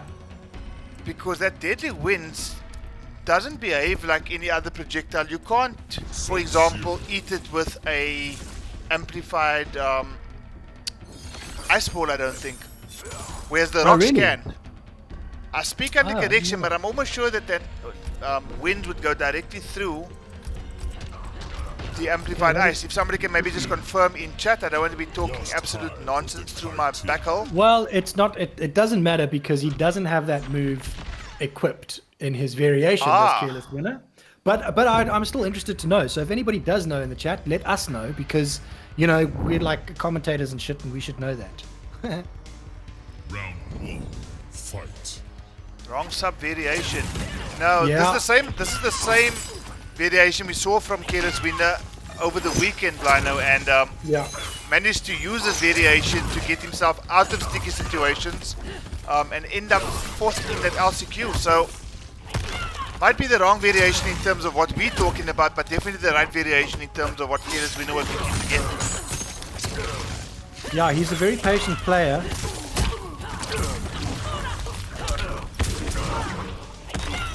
But once again, Panda has just done a number on his health bar. Careless Winner really struggling here. Looking to get back into it now. Oh, nice little delay there. Forces Careless Winner to miss that grab. Goes to the ground pound, and then he likes to do that. The ground pound and then a quick backdash. Very effective. Great spacing from Panda with the rock wall. Takes that first round there, and Careless Winner, and it's not often if we can say this, but looking very much on the back foot at this point in time at least. Yeah, for sure. Against a very aggressive looking Panda Bear. Does get punished though. Aldo Nova saying hello from Germany, welcome. Hey, welcome. Thank you for joining us all the way from Germany. Yeah, you know, I think the Panda Bear is approaching this match in exactly the right way. Sub-Zero's projectile pretty slow, so he's getting that jump projectile going there. Oh, I don't think that was intentional. And then when he is close, he's just not letting Careless Winner do anything. So he's not allowing Sub-Zero to establish that mixed game. Oh, he lets go of block just a little bit too early there, and through just Cetrion pressure, Panda Bear has managed to take another pretty comfortable win. Well, Panda looking extremely aggressive, and it's almost as if he's fighting this match in a mind state of, I want to get this out of my system, out of my way now. And yeah, just a very aggressive gameplay coming through here from Panda Bear, to a point where, like I said before, not too often we've seen Careless Winner looking absolutely lost, but we've seen the Liu Kang pick, we've seen the Sub-Zero pick. Yeah, which is probably his main. So I'm not sure if we're going to see the Johnny pick, or if he's going to pull out a character that we don't expect to see. Now, he does have a Devourer, I must add. But I don't think this is the kind of match that he's going to want to go for this Devourer, and in fact gone for the Johnny Cage. So we've seen 3 characters in 3 games here. Sea of blood. Yeah, that's definitely, I think, a sign of somebody who's pretty uncomfortable. I mean, Panda Bear obviously had a game plan going into that last game against Careless Winner Sub-Zero, and that was clearly, I'm not going to let him mix me because I'm not going to let him do anything. 99. Round 1, fight. Anyway, we see a Johnny Cage on the screen now. Now, if Careless Winner can close that distance, he should be able to get something going. Well, every time Panda Bear does go for the rock wall and Careless Winner manages to block it without it being amplified, that forward 3, that advancing high from Johnny Cage, Yeah. that's actually able to punish that particular rock wall. So Don't think he knows that. I think it's a very dangerous for him because he's always expecting the amplifier to come out. Yeah. Mind game, definitely. And I think this is where awareness of your opponent's meter as well as your own comes into play, because Panda mixing it up so nicely. And I think this might just do it. Does indeed. Oh, chips him out. I think that Careless Winner did pretty well in that first round there. Managed to take quite a bit of life off Panda Bear, but good composure by Panda. Okay, so he's got the buff, but a great ducking that projectile with the vine grab. Eats the Johnny projectile. Gets a bit of Cetrion pressure going. He's got corner position now. He keeps getting caught by that overhead. So many options Cetrion has just to mix her game up now and keep herself safe. So I think deserving of that place high on those tier lists. Yeah, very, very difficult character to get your way against, and unfortunately we're seeing that coming through from Careless Winner, but it does react with a down 2 crushing blow, gets a full 36% combo, Still has Gonna quite be- a bit of distance to go, and Oh, both if he players if he can, are if he can on just life. get one, oh no, chooses to amplify, or chooses the buff probably at the wrong time there, knowing that Yeah. Cetrion can just let off very very quick projectiles. So not a great choice there by Careless Winner. Well, you needed to do something, and unfortunately, that something was just the wrong choice at that time because, Yeah. you know, probably the quickest match we've seen Careless Winner play in, and probably the quickest match we've seen Panda Bear get rid of a top 4 opponent, essentially. Yeah, for sure. Great play by Panda Bear. And Awesome, that's awesome 3-0. stuff. And that's 3-0. That's let me update the bracket there. 3-0 to Panda Bear, and with that being said now, guys, we've got 4 players left in your Kahn of Africa tournament. We've got Guys, the we've 2 got a top players 4. on the winner side. Gem Matrix is Mr. 5000, who we are about to see for the first time this evening, going up Dude. against X-Ray 92. Oh, And what a then match. on the lower bracket, we've got Killjoy going up against Panda. I mean, I think at the end of the day, if you look at the contestants, the top 4 in Africa, it's probably the people left in this tournament. Arguably. I would, I arguably I would have to agree with you. These are the guys that we see performing most consistently across all Combat Africa's, Charlie Wolf Gaming streams, AK Slay's Titans of Africa streams. So I can't say that I'm surprised to see these 4 in the top 4 this evening. So no surprises there, but I can tell you what, guys, we are in for GG's because these 4 are insane. Yeah, no, absolutely. And, you know, without further ado, Blino, we're going to get straight into the winners final. Gem Matrix is Mr. 5000 going up against X-Ray 92. The 2 players that often seem to come up against each other in various grand finals in so many events recently. Well, I think that these are the guys, I mean, I spoke about consistency earlier. I think that these are the guys who are probably showing at the moment the most consistency in our little community. So, once again, not surprised. I'm going to have to correct you there, Blino. It's no longer a little community.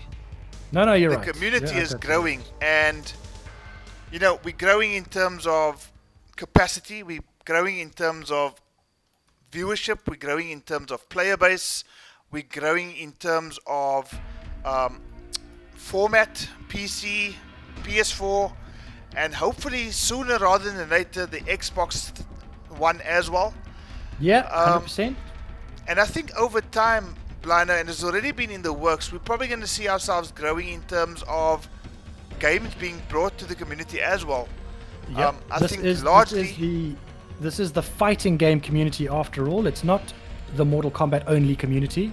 That is correct, and I think slowly but surely we'll start to incorporate other FGC titles into our stream as well. If we've got the player base to do that, Yeah, 100%.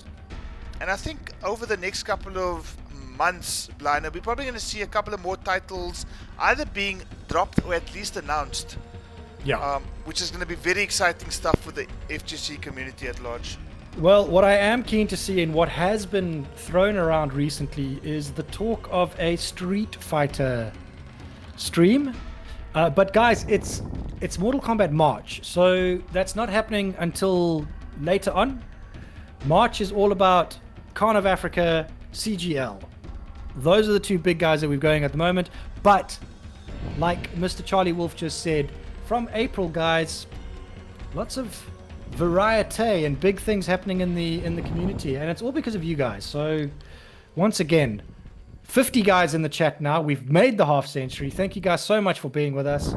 It is 10 past 10 on a Thursday night here in Africa. Thank you for being with us, and thank you for helping us grow this amazing community. GG's to you all. Mr. 5000 has confirmed that he is joining.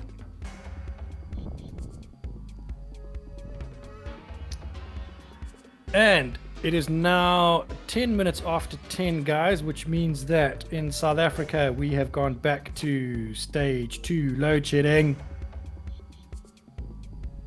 Check your schedules. See what's cracking. Sorry, I'm just having a look at my phone to see what is happening. Not load shedding at the moment. Fantastic. DMAC, Tekken 7 is definitely one that we would like to also feature. And guys, a big call out, and I'm going to call out now, for guys who would be keen to commentate for Street Fighter fights, guys who would be keen to commentate for Street Fighter fights, because personally, my knowledge of those games is not up to par. I would just be talking absolute shit if I commentated at any one of those games. So if you guys are keen, let the FGC Africa admin guys know, and we'll try and hook you up.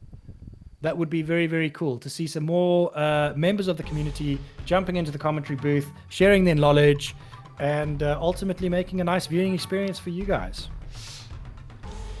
Well, guys, both of these players are in the lobby right now. Darkadus is in the chat saying, Panda with the social distancing Cetrion, I am done. GG's, Darkadus, you did extremely well. Very, very well. And good luck with the rest of your CGL run as well. Super impressive last week. We're really hoping to see some more of that. Lei Wulong, yeah, he was my favorite character in Tekken 2, man. I did play Tekken back in the day. I haven't played any of the really new ones. I think the last Tekken I played was probably Tekken Tag.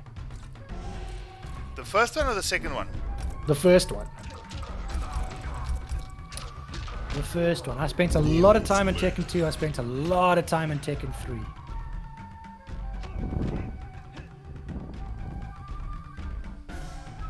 I need a screen, Seawolf. We'll get one in a second. Thank you, sir. Martial law, yeah, the old standard Bruce Lee archetype character. There's one in every fighting game. Feng Wei, there you go. Thank you, sir. Oh, we're in a match already. We are indeed. Oh, jeez. Mark the Shark has depleted a lot of 5,000's life bar already. In a matter of about 10 seconds, and literally in a matter of about 10 seconds. With only 70 seconds. Oh, wow. Yeah, no, that was some impressive stuff there from Mark the Shark. Round 2, fight. Ryan Fury, yeah, that's me, dude. That's me. Lives on like an android.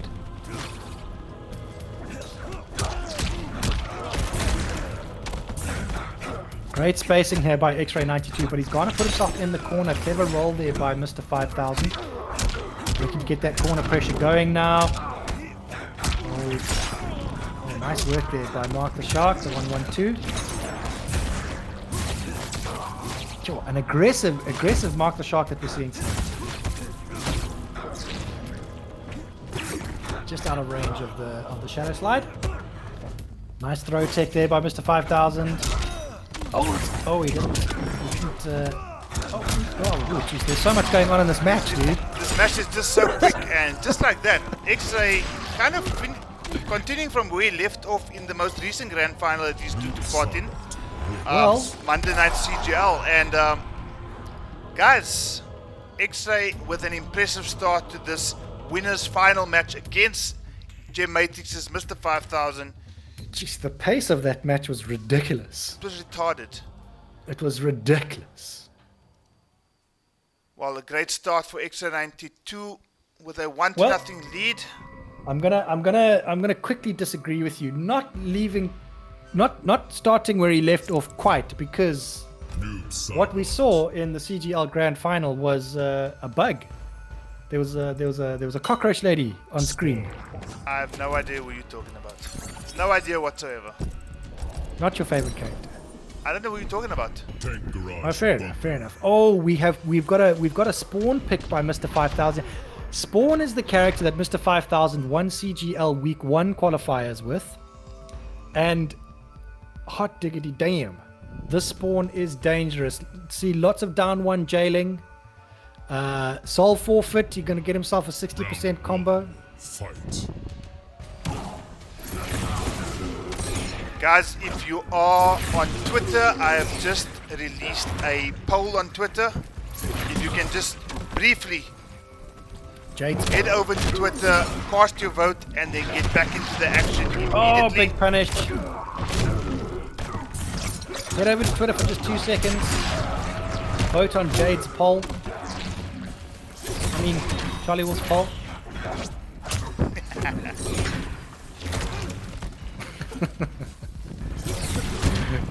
Spawn doing all the work here for Mr. 5000. With his Hellraiser. Mr. 5000. Oh, nice flawless block. Damn. With the superior movement here by Spawn and... Oh, that wasn't a flawless block. Sorry, it was an amplified projectile. Fight. Oh, and immediately starts with the back 1-2. Oh, nice to confirm into the teleport there from the jump kick by Mark the Shark. But yeah, like you say, you know, Spawn with that superior movement. It's also got great zoning. And obviously that Spawn damage, which is ridiculous. Mr. 5000 with what he's come to know as the calculated mashing. Calculated mashing. I think calling it mashing is just trolling, man. These guys don't actually mash. Nah, They know exactly what they're doing. Don't be fooled. 4 players left in this Kahn of Africa tournament here, Blino, and after this match there is still going to be 4, or we've seen Oh, he's the soul forfeit. forfeit. Watch for big damage here. He's already used the he's already used the down 2 crushing blow. This should finish it out.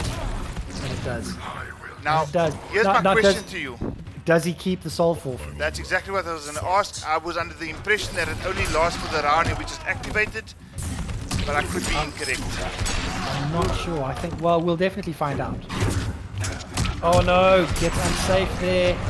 Mark the Shark looking like he's got all the momentum at this point. He does have a lot of momentum. He also has a very, very healthy life lead here and is very close to establishing a 2-0 lead. Hear me correctly, Blino, over Gematrix 5000. Well, he didn't get the crushing blow on that throw there, so that leads me to believe that the soul forfeit does only work for 1 round. Mark the Shark looking completely comfortable in this matchup. Already up 2-0 against Mr. 5000, and you have to think to yourself that if Mark is able to secure a 3-0 win over Mr. 5000, Dude, you that could is all potentially be sorts looking of... at your next Kahn of Africa. That is, I mean, you know...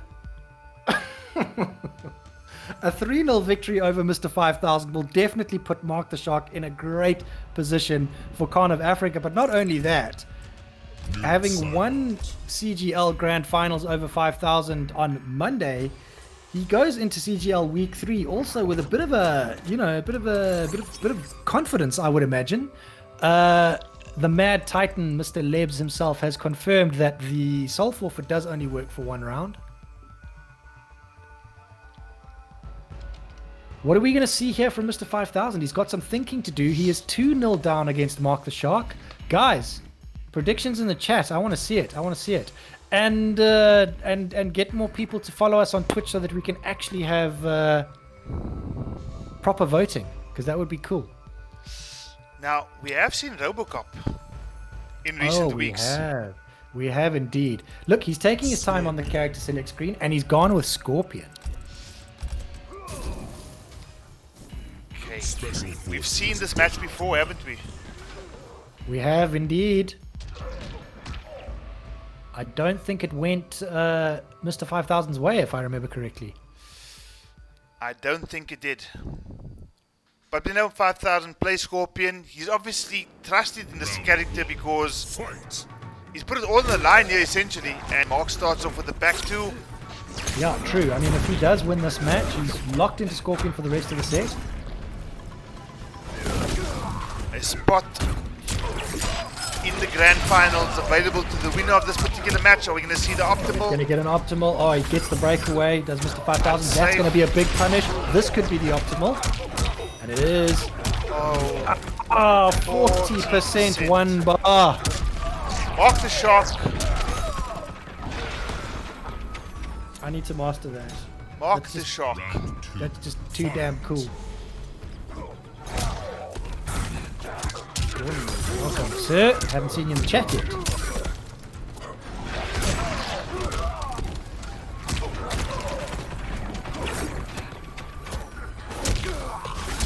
Oh, these two trying to open each other up here. Mr. 5000 got a slight life lead at this point. Gets the back three overhead. Oh, tries to go for it again. Mark the Shark wise to it. Gets the back three into the shadow slide. Ah, another overhead lands there. A little bit of a delayed wake up. Mark the Shark trying to get that 9 frame back one going. First grab here from 5000. Tries the... Oh, that could have been it. Oh, great reversal. Oh, not just yet, Blinder, not just yet. Oh, Mark the Shark trying to finish. And he does exactly that. He gets a 3-0 victory over Gematrix's Mr. 5000. Dishes out the friendship. But he's going to be dancing all the way into grand finals here because that was the most impressive play I've seen. And I've seen so much of it. Well, but, dude, we are seeing crazy things happening in the Kahn of Africa. In round 1 on the winner's side, Mr. 5000, no, sorry, round 2 on the winner's side, Mr. 5000 taking it 3-0 over Killjoy, and that was unexpected in of itself. And now we've just seen Mark the Shark taking it 3-0 over one of Africa's premier players in Mr. 5000. Mark the Shark, yeah, like you said, dancing all the way to winners finals, and that... Oh, whoops, I've gone and done the wrong score here. My bad. Dancing all the way into grand finals. So he's sitting pretty in grand finals now, Blino, and it's up to the trio of Killjoy, Mr. 5000 and Panda Bear to fight it out. How do I reset this thing? I put the wrong score in. Ooh. Okay, let's just... No, that's fine. We'll sort that out now.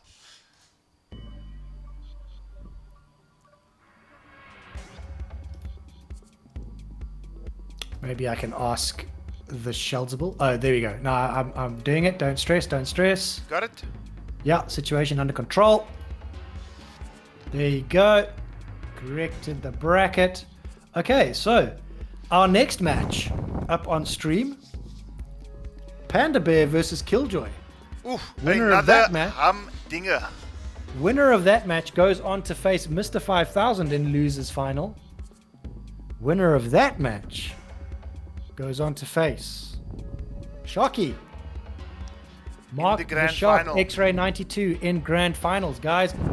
Could we be seeing the crowning of a new Kahn this evening? Not if Killjoy has anything to say about it. He's going up against Panda Bear, Luna's Panda Bear, now. Well, that's what I was going to say. You know, there's 4 players who could potentially get the crown.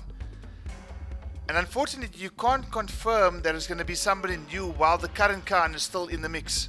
Absolutely. The reigning defending champion. Who has held on to the crown for quite some time, and I'm sure that the other 3 are just waiting patiently for the opportunity. Yeah, dudes, and reminders, guys, not only does this tournament come with the title of Kahn of Africa, there's also 3,000 shmees up for grabs, there or thereabouts. So, some good moolah on the line here. Okay, invitations have gone out, guys. We're waiting patiently for these 2 to get into the Koth lobby. This is your losers semi-final. First to 3, Luna Panda Bear versus AI Killjoy. As Blino has mentioned before, the winner of this match is going to go up against Gematrix's Mr. 5000. And then those 3 sponsored players are going to fight it out to go against the only unsponsored player who happens to be waiting in grand finals. Somebody get that man a sponsor. Somebody get that man a sponsor. Guys, once again, thank you so much to the players for making yourselves available tonight. Sunday was a bit of a cock-up. We are here on Thursday. The guys were keen. The guys are here. And thank you so much in the chat as well. 52 strong at this point. Thank you guys so much for joining us on Twitch this evening. YouTube having a bit of a fanny wobble. But you guys have stuck with us. It's awesome to see. And we are reaching the business end of this Kahn of Africa tournament. I'm going to send some communication out to the groups quickly.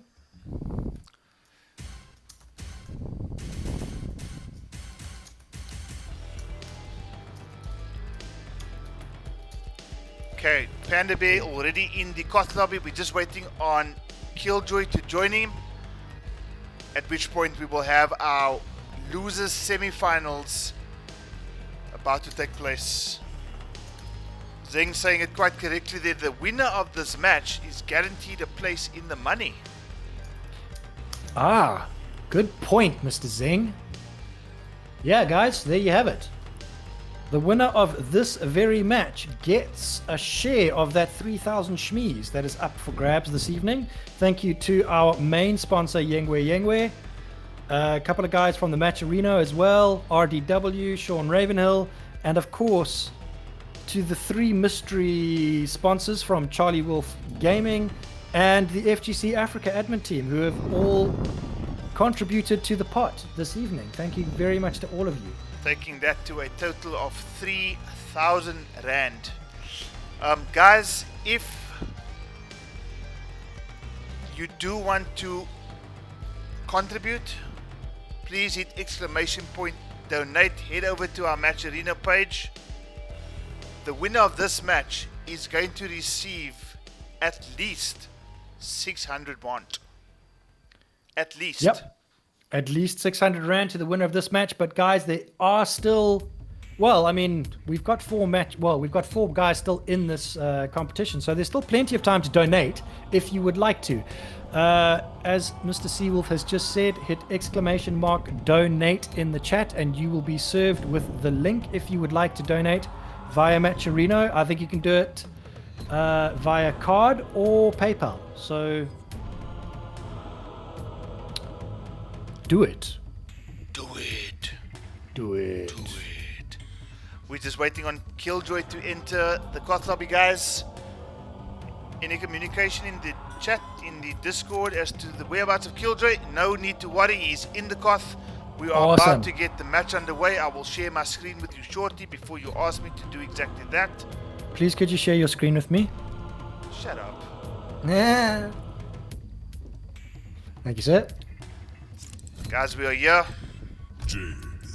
And immediately we're seeing the Jade pick coming through from AI's Killjoy.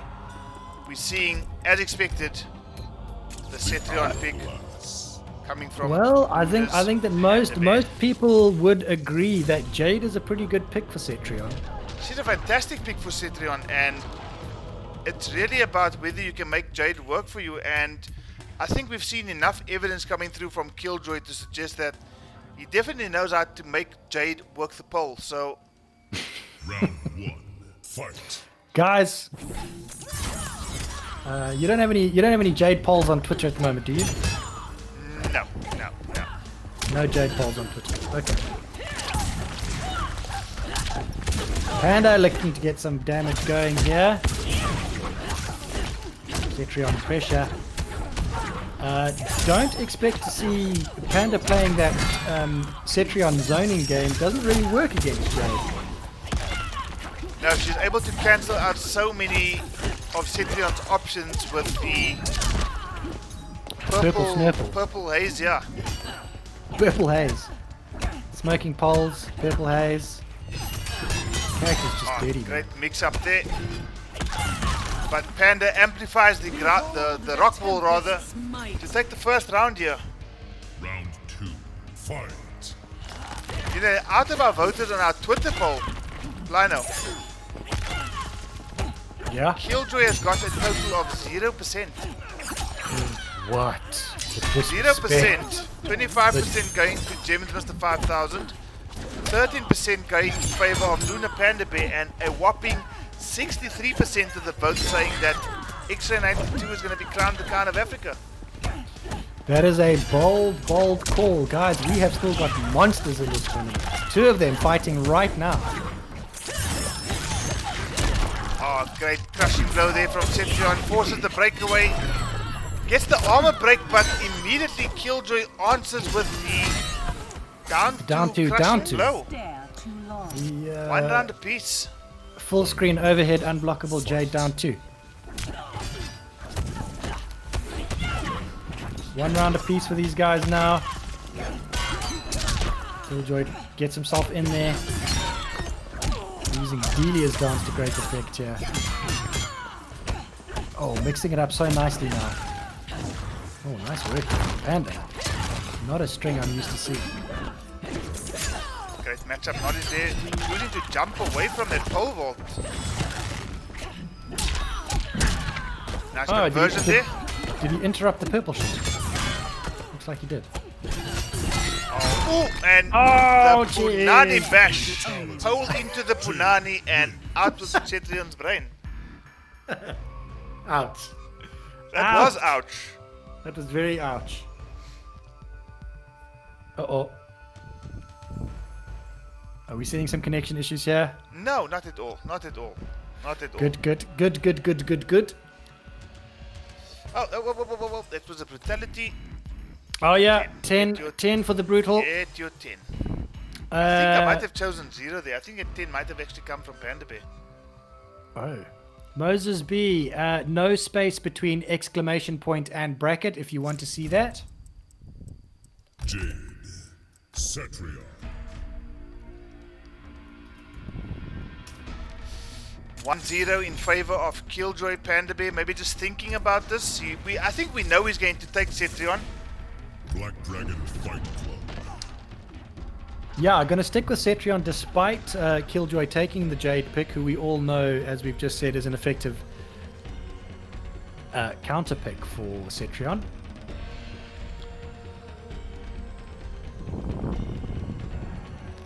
Okay, match number 2, guys. Killjoy leading by 1 game to 0. Round 1. Jade making an entrance. Cetrion skipping hers.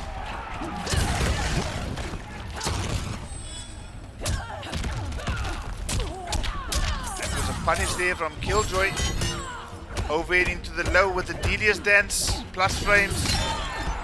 Lovely sequence there from AI Killjoy.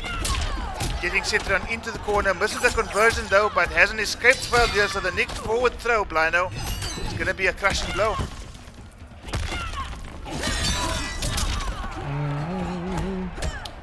Short hop shenanigans.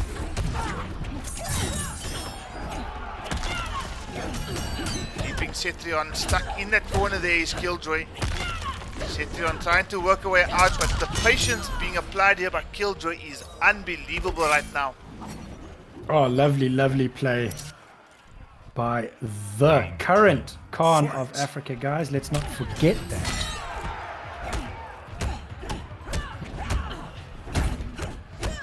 Plus frames again, plus frames again. He spent his entire round being plus, and he eventually fights his way back out of that corner. And again, the rocks are completely useless against a glowing Jade.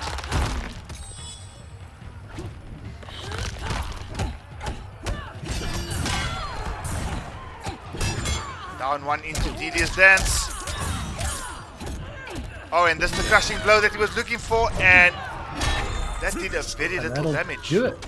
That did very little damage. Very little damage, but it did offer a launcher. Yeah, he did get the down 2 there as well.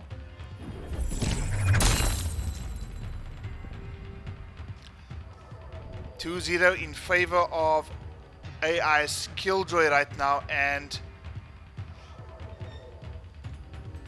1 game away potentially from eliminating Panda from the Kahn of Africa tournament and sending him home in 4th place, and unfortunately empty-handed.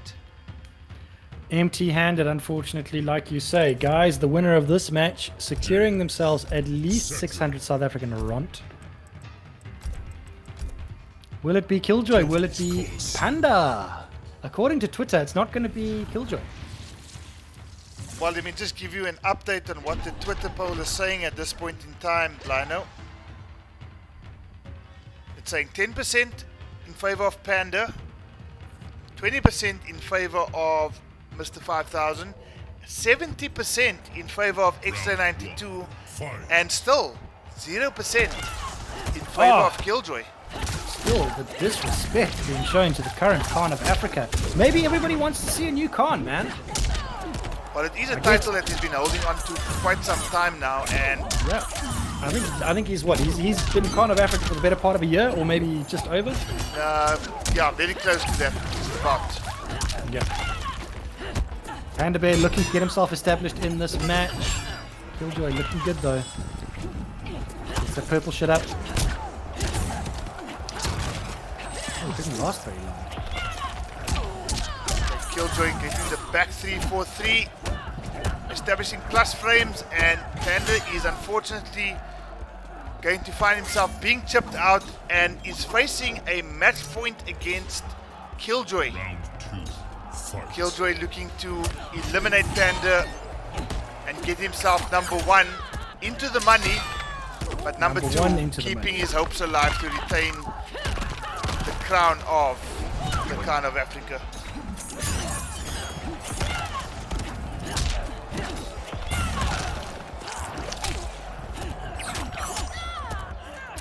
Nice work there by Killjoy. Oh, gets the pole vault.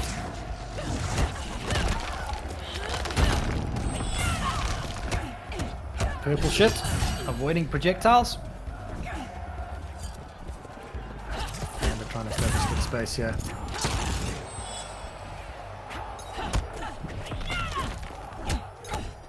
Oh, unlucky not to get Jade with that rock wall there. Good time jump there by Killjoy. Projectiles. Not gonna work with the purple shit up. Oh, and I think that's it. it. Confirms. I think that is it, Lino. I think definitely is. Panda Bear is going to be eliminated from the Kahn of Africa tournament. Killjoy advances where he's now going to be facing Mr. 5000, the runback of Sunday. Damn, yeah. So there you go, guys. A 3-0 to Killjoy. If you voted Panda on the Twitter poll, you were wrong. Killjoy, if we can please ask you, if you can hear us, to please remain in the Koth lobby. We are about to get Mr. 5000 in here, where you guys are going to be competing in the losers finals for a spot against Mark the Shark in grand finals. So Panda Bear has left the Koth lobby. We can please ask AI Killjoy to remain put, and we will get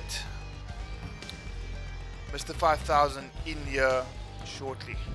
Guys, we are about to see one of Africa's premier Mortal Kombat 11 matches. Killjoy Panda has acknowledged that he is going to stay in the Koth, or he sent me a cat crying. I'm not quite sure what that means. Is he still in the Koth? Or does the cat crying mean that he's left the Koth? No, he's still here. He's still here. The crying Koth.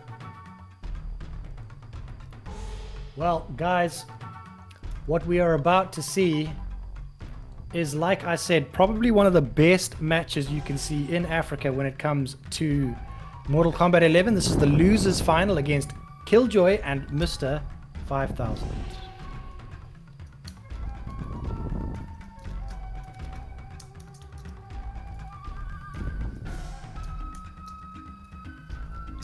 Killjoy and Mr. 5000 about to get this losers final underway.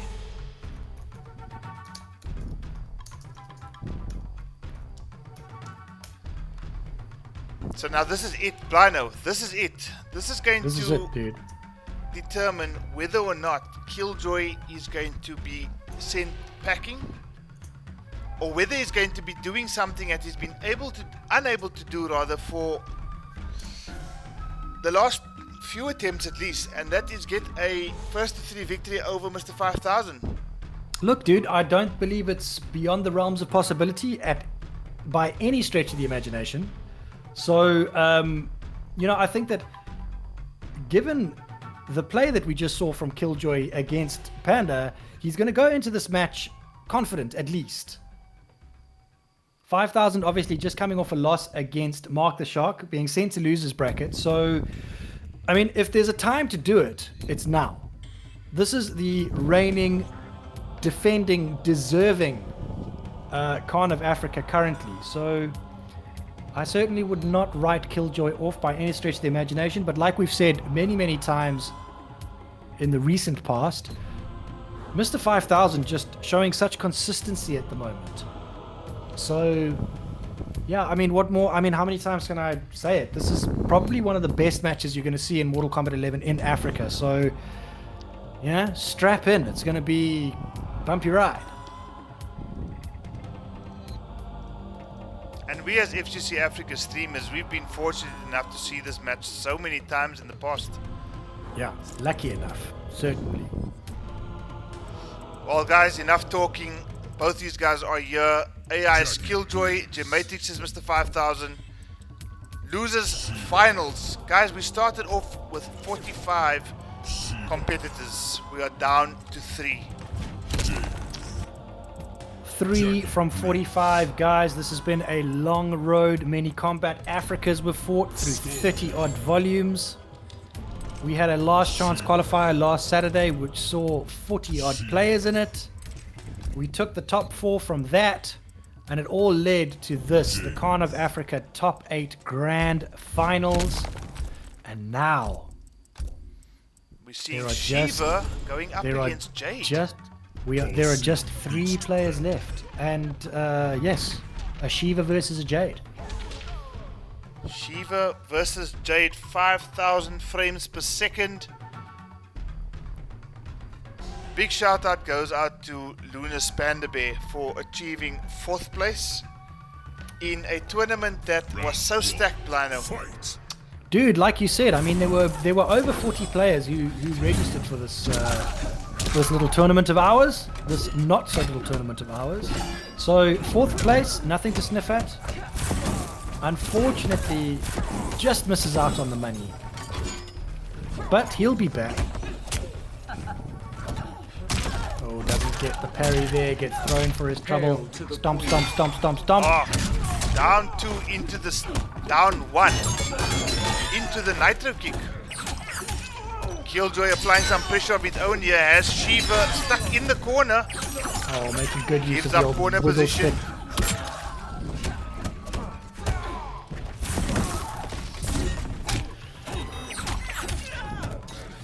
Again, gets Shiva in the corner here. Oh, and that's a crushing blow. That is a crushing blow, and that's surely going to be it. Is this perhaps a pick from Mr. 5000? Has Killjoy got Aftermath? He does. Oh, I've he seen does. him play with Fulton before.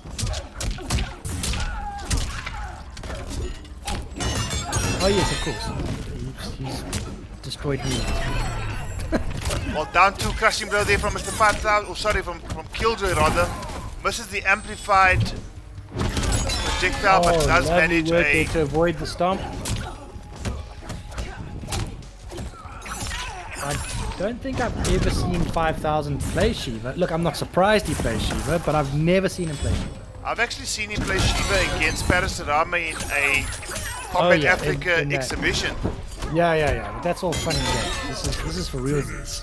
Well, for reals it is, and Killjoy may be on his way to exacting some sort of revenge here against Mr. 5000, because he's definitely established some momentum here, taking a 1-0 lead over this very interesting Shiva pick.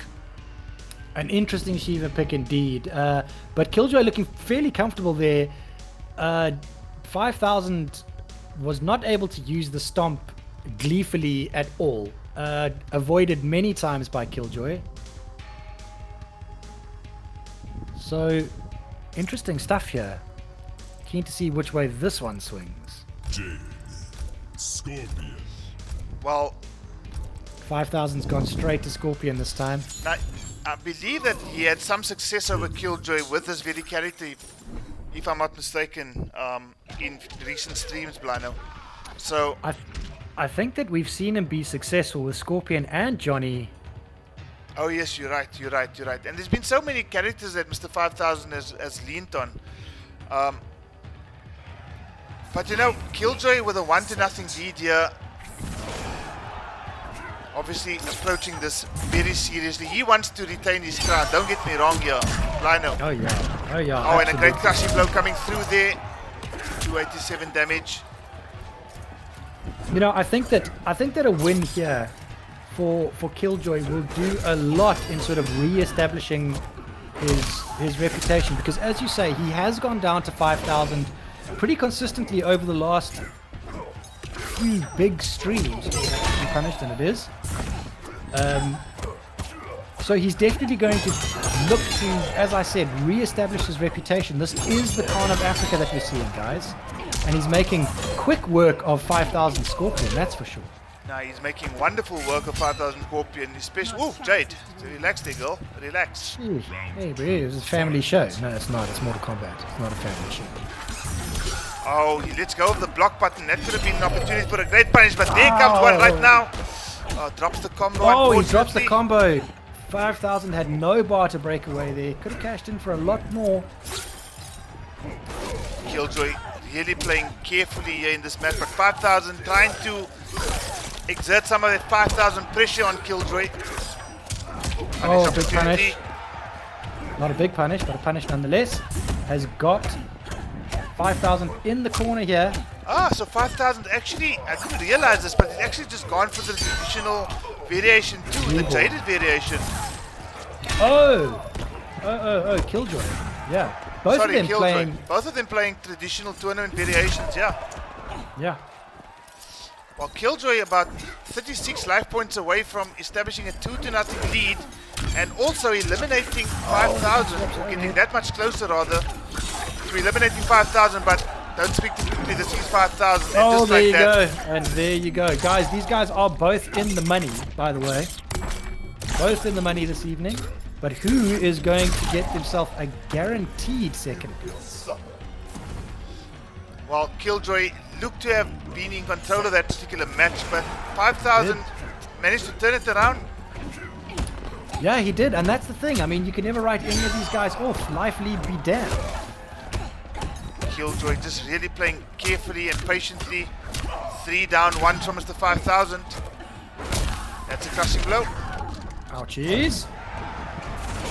30% for a throw. Take that. Forces the breakaway this time and has himself a pretty decent life lead here. And again, let's go. Block there, Blino, and that's going to unfortunately cost Killjoy, because on 2 occasions in that... Oh, he's gone for the the fatal blow here. It might be a little bit too late, but you know, give yourself a chance. Well, it does give him a little bit of a chance. Still 400 life points to remove from 5000. 5000 is going to be content to just keep his distance from Killjoy.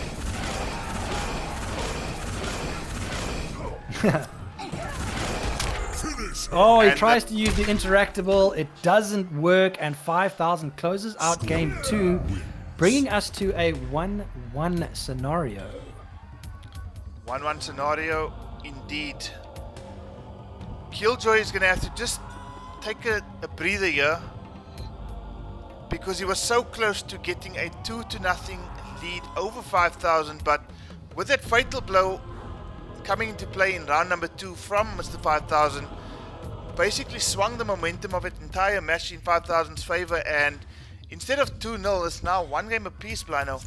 Yeah, dude, and I think that, you know, if you're Killjoy after that match, that's gotta hurt, man, because he really looked like he was well established. Well, he's gone for the Jackie pick now. Another character who is considered very much a top tier, even after all the buffs and attention given to Jackie. So he's equipped the lethal clinch, the enhanced air blast, and the bionic bounce. So he doesn't have the blue shit. He doesn't have the blue shit, but he does have the clinch. Useful stuff, that blue shit. Yeah, I mean, Jackie's just the kind of character that can put such long strings together, lots of unbreakable damage, and oh, if you're not careful, I mean, that was pretty impressive at 5,000. Avoiding that air shrapnel or whatever it's called. I think it's called air shrapnel. You know, I mean, even if you're blocking, even if you're defending well against Jackie, her strings are so long. She's putting so much chip damage on you. 340, 34% coming through there from Jackie Briggs. Relentless Jackie pressure here. That 11 frame forward 1 and that 9 frame forward 3 being put to good use here by Jackie. Already has 5,000 in fatal blow territory, and that probably going to make Killjoy a bit nervous as nice well. Flawless block and nice throw tech. High level MK we're seeing here. Oh, does the teleport cancel? Puts And I himself think in the this corner might though. be This should it. be it. Killjoy. Oh, Jackie Briggs celebrating as if she won the match. There's only one round there, Jackie. Stay in the pond. Easy girl. Easy Jackie. See, the girls are misbehaving on Mortal Kombat this evening. Jade's licking poles. Well, we did have Women's Day quite recently, so, you know, they're Give it feeling to them. empowered. It's good, it's good, it's good. They're allowed Let them to. lick the poles, man. They're allowed to.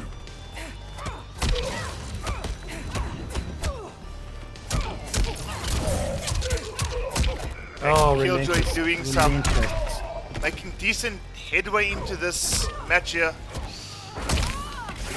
Lands the forward grab, the Scorpion. Yeah, it's got himself a super decent... No, in fact, that life lead is actually... Well, now it's being re-established. Oh, that's a crushing blow. That's a crushing blow. Gets it down to just to maximize that damage while the air escape was in play. And again, he lets block go, Blino. Just a scratch. Guys, thank you so much for being with us on Twitch this evening. Once again, unfortunately, our streaming software was not playing nicely with YouTube. Otherwise, we would be there as well. But as it stands, we are on Twitch exclusively. Mr. Killjoy has given himself a chance here. Going into game 4. Going into game 4 with a 2-1 lead over Mr. 5000.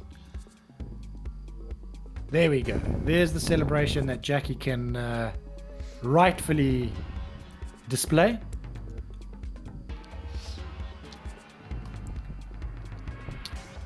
Guys, we are fast approaching the grand finals. If you haven't yet, I do believe that the Match Arena donations are still open. If you would like to contribute to the prize pool.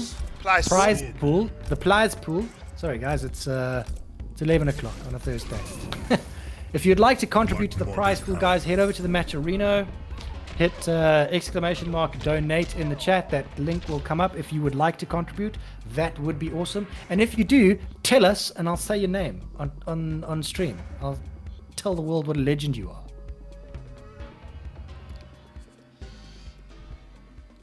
Okay, guys, we've got match number 4, losers final with Killjoy leading Mr. 5000 by 2 games to 1. Scorpion starting with a forward throw there. I want to see Ngorni donate to the prize pool.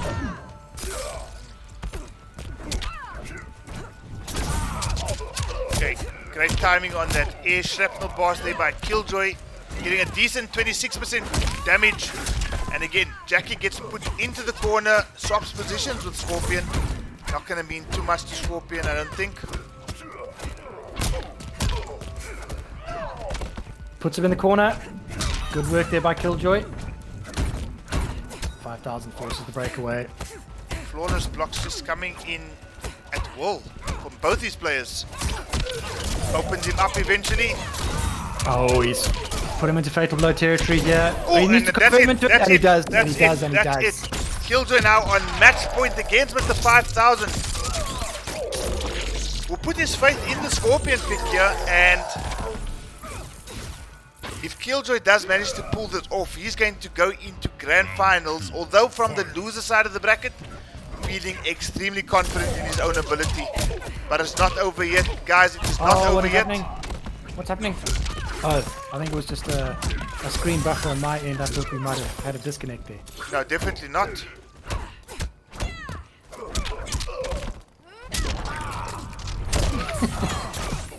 Law in the chat, just repeating this. I want to call it his catchphrase. It's not going to repeat it on stream.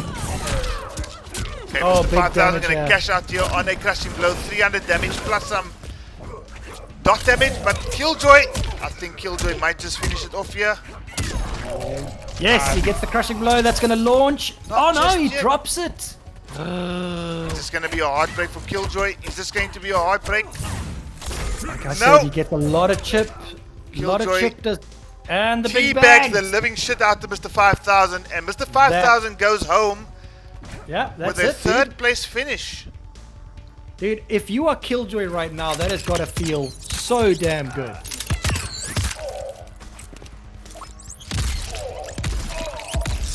What was the end score there? 3-1. 3-1 in favor of AI's Killjoy over Gem Matrix's Mr. 5000. So Mr. 5000 ends the Kahn of Africa run in third place. Third place. He is in the money, guys. So congratulations to Mr. 5000, but you will not be advancing any further. You are not the Kahn of Africa. Not the Kahn of Africa. So it's between the current Kahn of Africa and the Twitter Ooh-wee. poll's favorite. Guys. Grand finals, bro.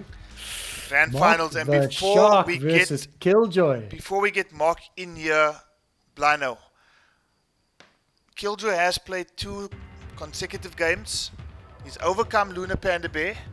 He then proceeded to overcome Gematrix's Mr. 5000.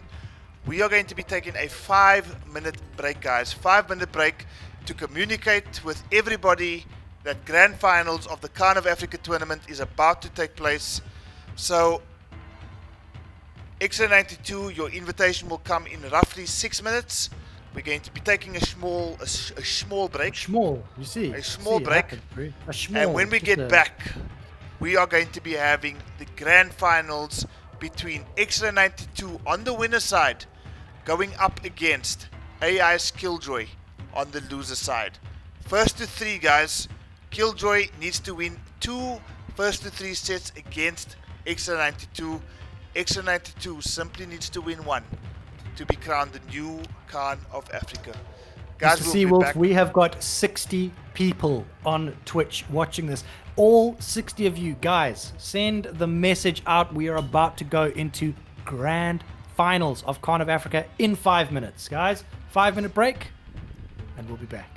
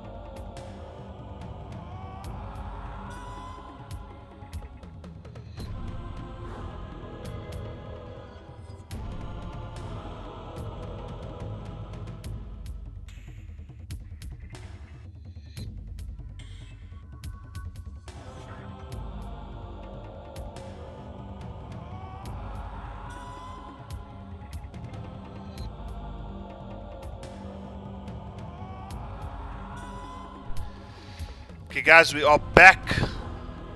And we are ready. We are ready, guys. Grand finals. Grand finals. Mark the Shark Extra 92 on the winner's side, going up against the defending Kahn of Africa, AI's Killjoy on the loser side. Who's it going to be?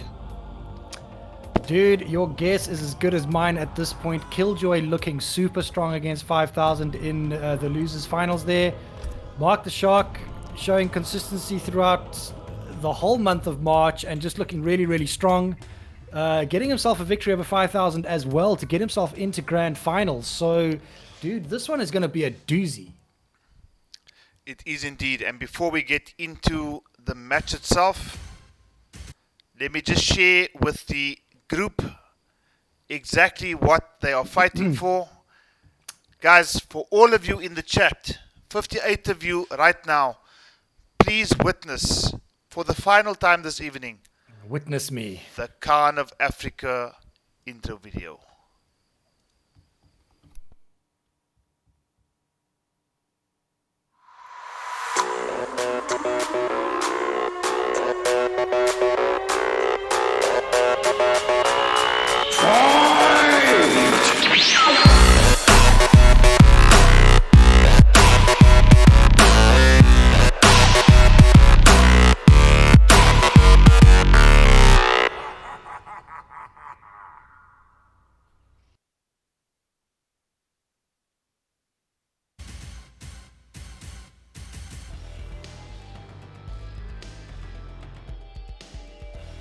Are you ready to get the grand finals underway, Blano? Dude, who is next? Who's next? I'm ready. Let's fucking do this. I'm ready too. We're gonna get X-Ray and Killjoy into the lobby right now. They are about to fight it out for the right to be called the Kahn of Africa.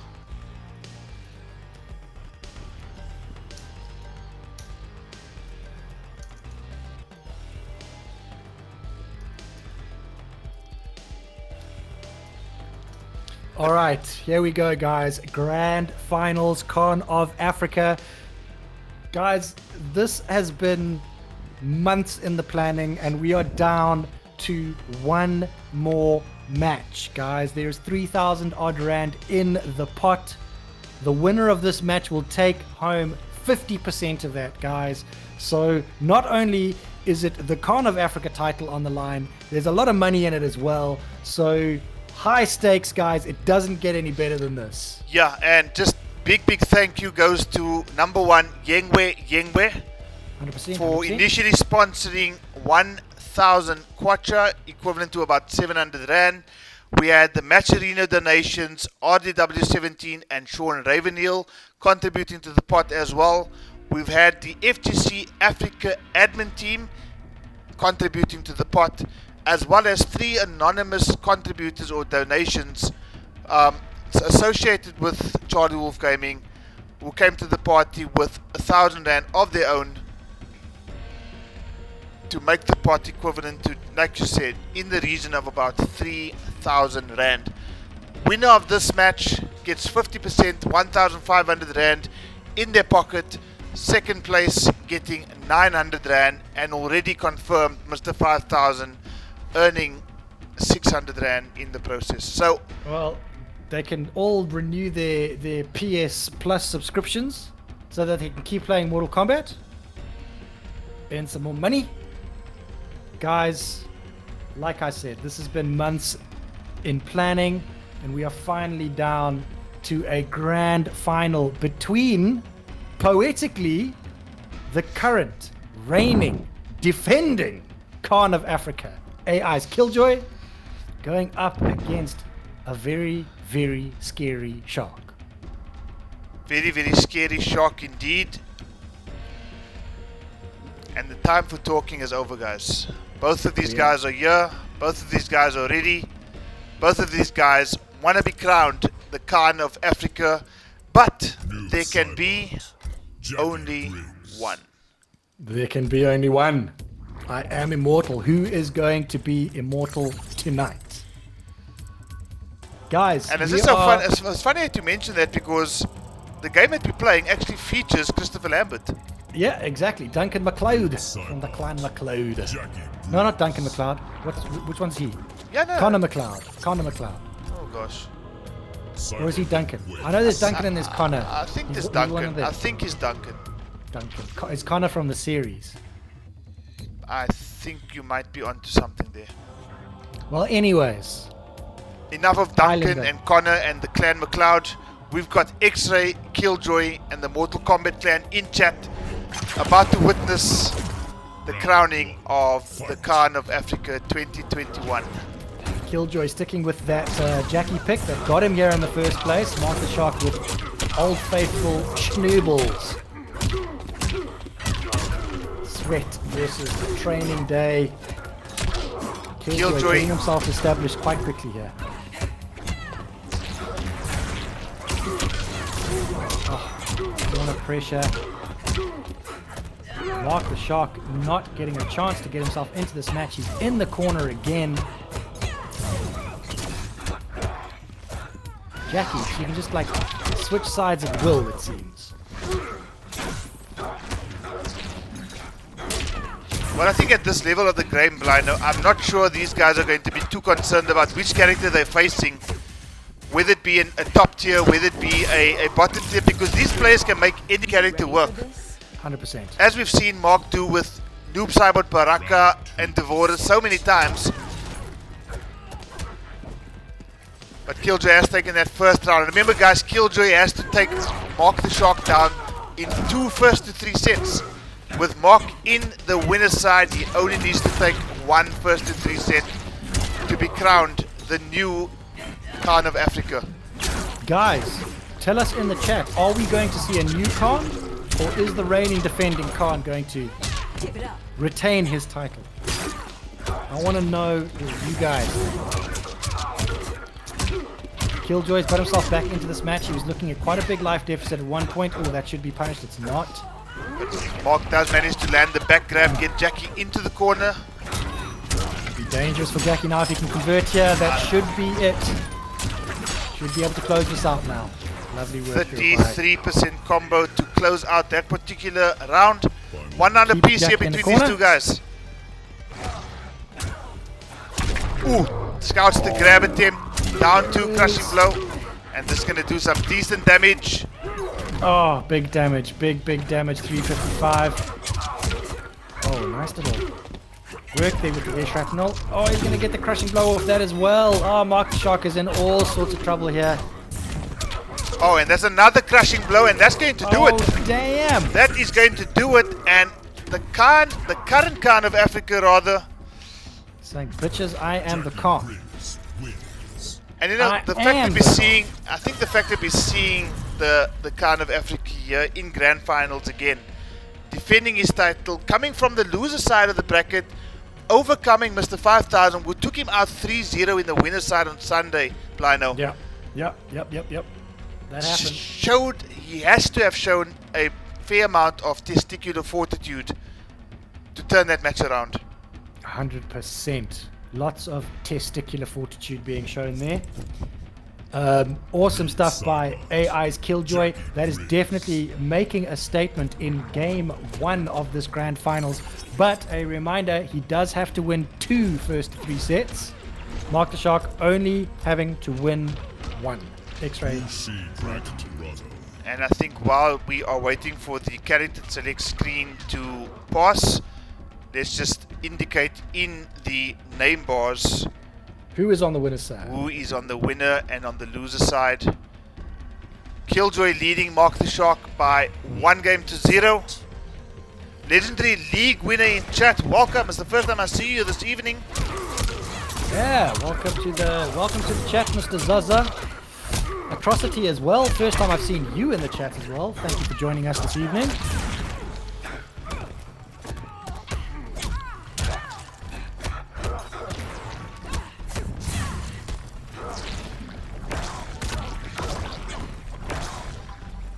Mark Shark has switched up his variation here. Changed from sweat to mash. Great shenanigans there by Jackie Briggs. keeping Noob Saibot stuck in this corner here. And again, another convincing match there by the Kahn of Africa. 1 game up, 1 round up. Oh. Killjoy just looking more and more comfortable as these games go on. But Mark the Shark certainly not out of it yet. He is stuck in the corner though. That is bad news for him. Kept in the corner there by Killjoy.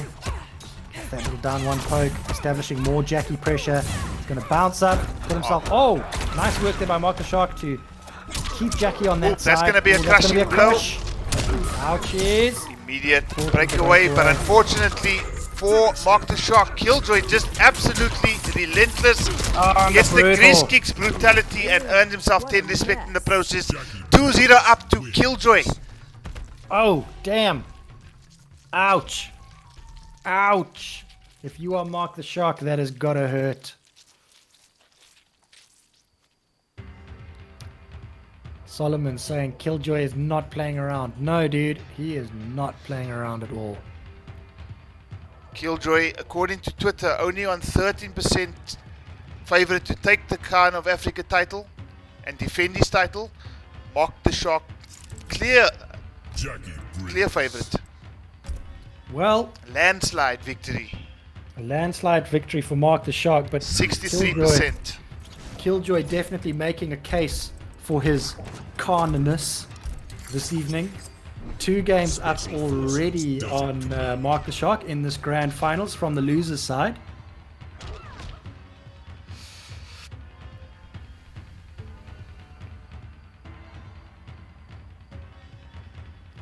Organ Donor in the chat already saying that it looks like he's going to keep his title. Well, he's still got a long way to go.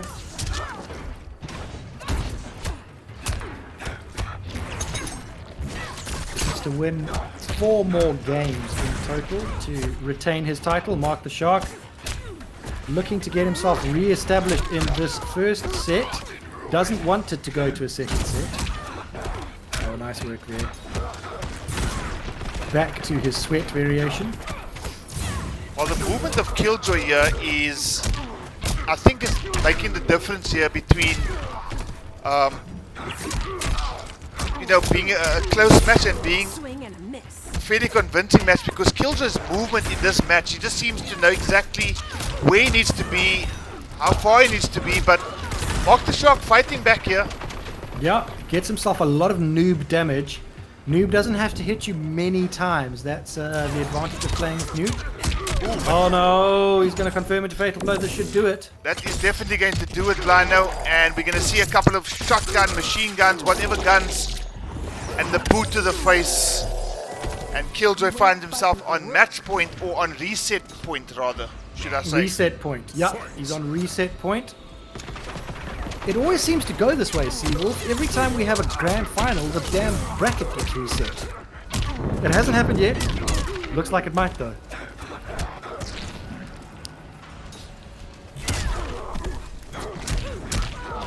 Yeah. Oh, gets in with that rocket punch, whatever it's called.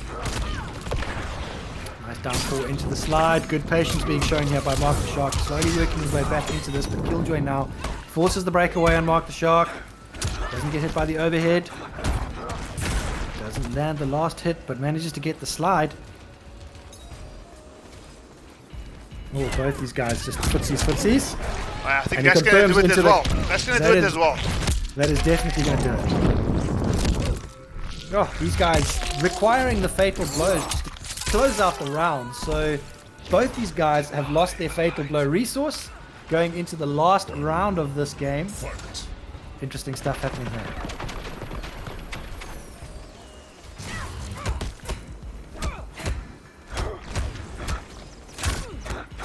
Safe. Pressure, good new pressure here by Mark the Shark. I think it looks like he's taking a more aggressive stance now.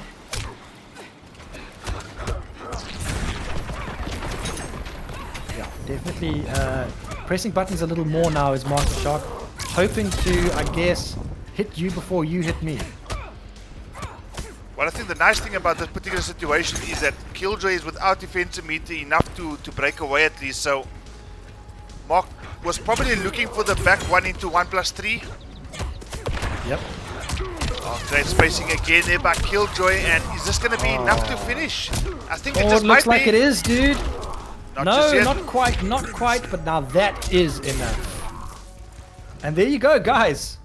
The bracket Has is been reset. reset. And the friendship for the reset bracket.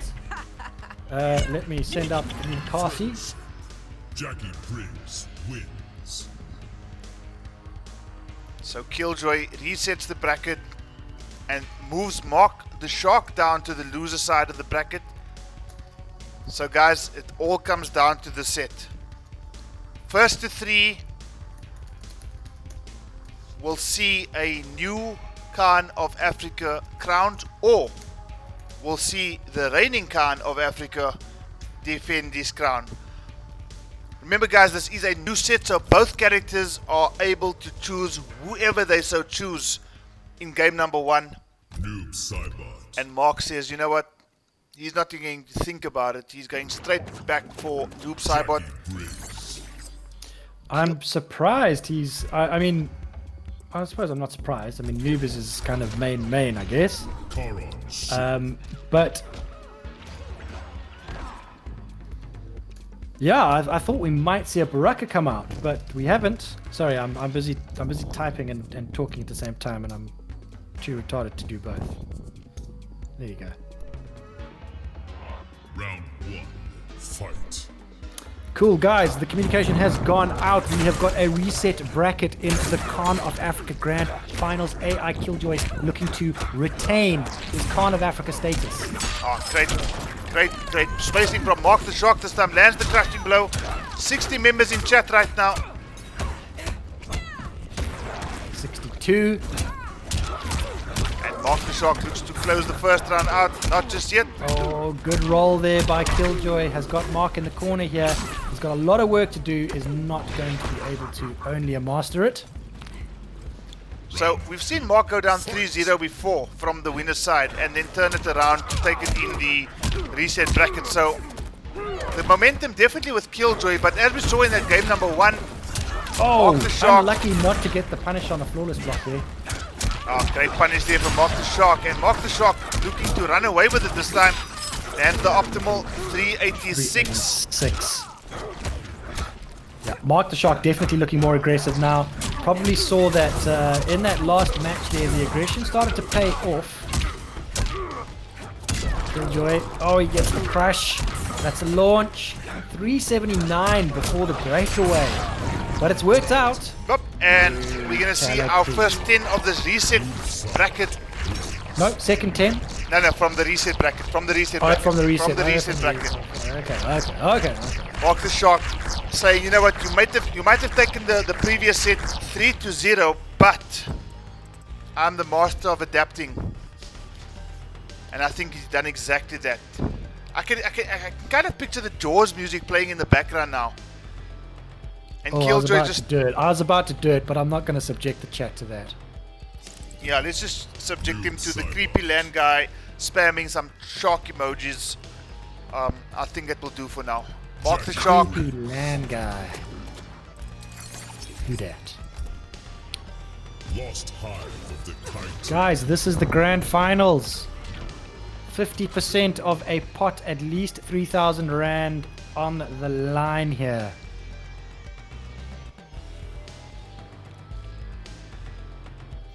Solomon's in chat. Gorny as always. Law 837. D-Muck. I won't allow you to do that to yourself, Lino. Thank you, sir. Sharky pressure here. Oh, Jackie pressure. To answer. Throws him towards the corner. Shark right back on him. Great grab tech Nice. there from Killjoy. Awesome throw tech. Forward one into the back grab.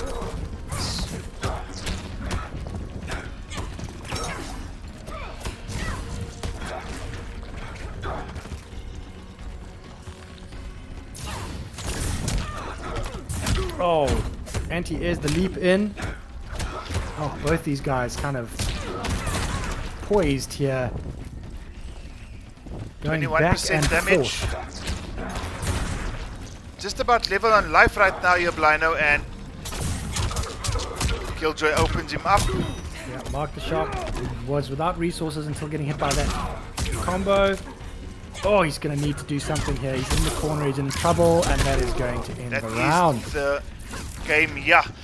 Oh, lots of back and forth there. Well, lots of back and forth, and I'm actually finding it quite difficult to just commentate these matches because it's so quick, so unexpected. And of course, there's so much on the line here, Blino. I mean, these guys are swinging. Yeah, both of these guys aggressively trying to murder the other. Oh, neutral jump doesn't do anything. Mark the Shark doesn't get a punish on that neutral jump. Okay, back He throw, gets the puts throw. Jackie into the corner here, and is Mark the Shark going to inflict some damage here? We know Noob can do it. Goes for another forward throw. Oh, nice work by Mark the Shark, but Killjoy answers with a combo. There's going to be some unbreakable damage here. Oh, that's it. 190 damage. Oh, he's gonna, This is he gonna should be confirm it. it's a This is fatal gonna be blow it. here. Great No. timing of the... Oh, the fatal blows and the fatal blows and the fatal blows that don't land. Ooh! Oh, And that just is like gonna that, the back forward two crushing blow connects, and Killjoy puts himself on the board in this bracket reset, guys. It's one game apiece. Well, dude, that was all down to a very well-timed breakaway from Killjoy, because had he not, he was dead.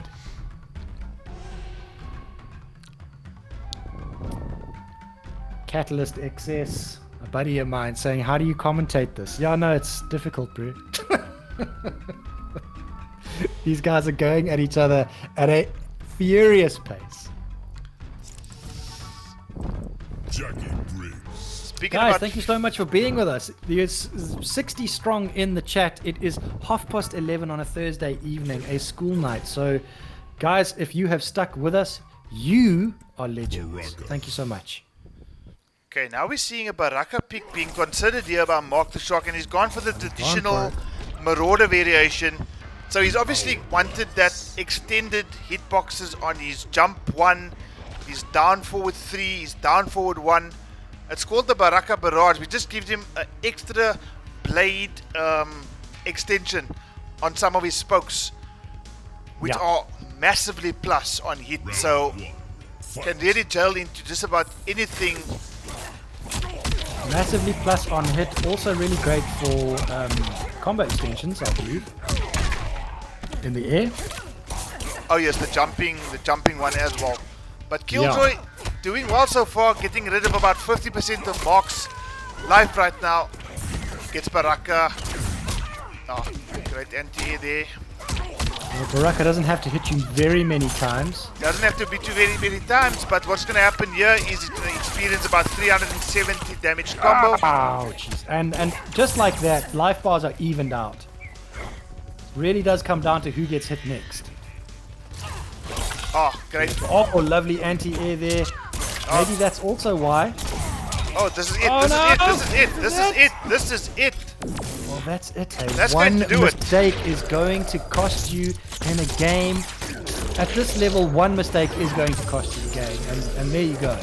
What a Oh, Charlie Killjoy doing really well to keep his composure after suffering quite a bit of damage there, courtesy of Baraka. But managed, like I said, to keep his composure, landed an opening really, and that's all he needed to confirm into the fatal blow. Convert into some big damage here. Again, No bar to 373. break away. 370 with a bit of dodge. Oh, and another one. Still got no bar to break away. 400 plus Oh, damage. that is so ridiculous. And that's a flawless. That is a flawless in a grand final. In a grand final, Mark the Shark pulls out a flawless victory. Now, is that going to be a mental block for Killjoy to get back into this game? After having suffered, hear me out, Blino, a flawless victory in a grand final reset bracket. Dude, I think that was like a grand total of 3 combos and it was done. Oh, he's got a damage buff out now Oh, as well. this is Oh, tickets. this is gonna hurt so This bad. is tickets. This is gonna hurt so much. 500 plus damage. 50% with dot. A double flawless. A double flawless. Into brutality. That is a. Can you 20. give the man an 11? A I 12? was going to consider 20 there. That was a double flawless. A double flawless, massive Baraka damage. Holy shit. Now Killjoy with it all to do here because he's down 2-1. He's down 2-1. He's down 2-1 in the Jackie reset bracket. Shit, dude, I didn't even realize that he was down 2-1. He's down 2-1. Well, no, I mean, now he is. He chose Baraka, or rather Mark chose Baraka, got a double flawless on who is considered as the most broken character in Mortal Kombat 11. Well, I think that Mark the Shark is the most broken human in MK11. Oh, okay, we're going to see a Cetrion pick here. Well, Killjoy is this strongly is- considering it, and hi. I think this I is carry obviously people. this is obviously a clever pick. However, He's gone. okay, and he's committed gone to for the Jade. He's gone for the Jade. I don't think that that'll bother X-Ray 92 too much. It's not Cetrion. I think Cetrion probably would have been a scarier prospect, but he's probably thinking at this point that should he pick Cetrion, get the win, he opens up the opportunity for X-Ray to go for that noob pick who we saw being so effective. I think he would have opened up the opportunity for X-Ray to go for the Scorpion pick, who is a wonderful pick for Cetrion. So, you know, we'll never know, but We'll never know. maybe this is the right pick for Killjoy. Ooh. Oh, there's a big crushing blow just to begin with. Now, unfortunately, it doesn't have the... Yeah, I can't convert off that crushing blow. So it's actually one of the unfortunately, weakest so it doesn't crushing get too much blow. damage, Yeah, it's actually. quite the weak crushing blow. Misses the Oh, pole vault, ouchies, and this is going gonna to hurt. hurt. This is going to hurt. Dude, every time Baraka touches you, it's big damage. That's 373. Mr. 373. Oh, nice work there by Killjoy. Gets the parry. Oh no, he shouldn't have done that. Both these guys on fatal blow territory now. A little bit of a zoning war going to happen here. Purple shit out, and he manages to close out round one. Does X-Ray 92 with the grab. Keeps Killjoy in the corner. Round Yo. fight. Match point for Mark the Shark. One round away from becoming the Kahn of Africa. Nice work there with the little Baraka barrage. Oh, this is going to hurt. This is going to hurt. He's got breakaway. He's got breakaway. Not too concerning to break away from Baraka in this variant. Oh no, this is going to hurt. This is going to Oh. hurt. He's going to cash in on the gutted crushing blow, surely, and Mark the Shark is 100 points away, 100 life points, and he's still experiencing some dot damage. That is it, and there is your new Kahn of Africa, X-Ray 92. And Killjoy Guys. didn't even hang around. Killjoy did not even hang around. Do you think that that's what happened there? He must have known the friendship was coming. No, Killjoy's still Yeah, there. no, he's gone, he's gone, he's gone. You can see he's circling. Oh my goodness me, guys. That obviously hurt a lot. But guys, we've got a new Kahn. We have crowned a new Kahn on the 11th of March in 2021, and it's a shark. His name is X-Ray 92, aka Mark the Shark. Africa, or at least Southeast Africa, your Kahn. Mark the Shark with an absolutely incredible run and performance What the hell? over the last couple of days. Guys, the Kahn of Africa tournament has been plagued by connection issues and what have you, but it happened tonight. These guys, the 8 of them that you saw this evening, qualified through Combat Africa, through the LCQ, to bring you tonight's top 8 finale. We saw it go down to the grudge match between Mark the Shark on the winner side, AI Killjoy, the defending Kahn, on the loser side. Killjoy was able to comprehensively reset the bracket with a 3-0 victory over Mark the Shark.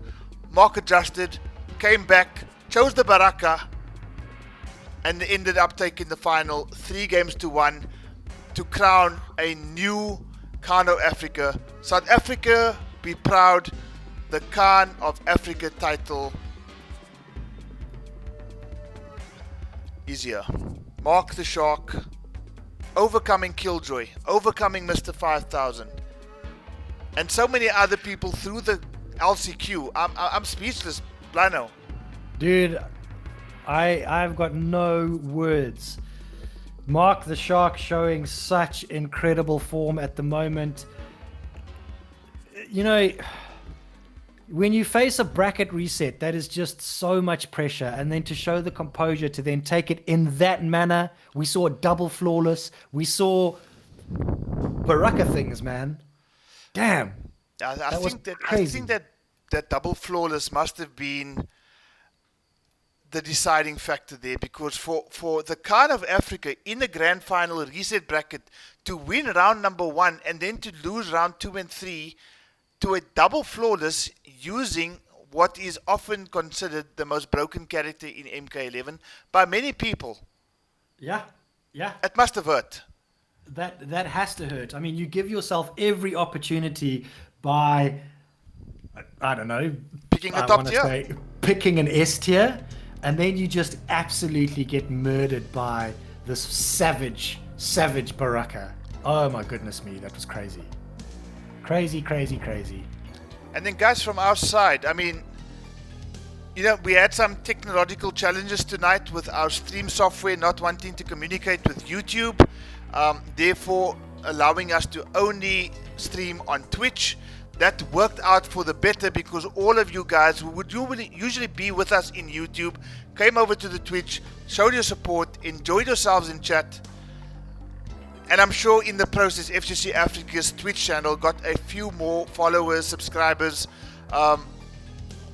There's nothing negative about what happened tonight as far as I'm concerned. No, I agree. Thank you guys so much for being with us. This has been the most epic tournament that I have been a part of since joining FGC Africa. Like I said earlier, it's been about 2 to 3 months in the making. Community funded, community led. Guys, this has been an absolute privilege to bring to you, and I couldn't be prouder of all the players, especially Mark the Shark, our new Kahn.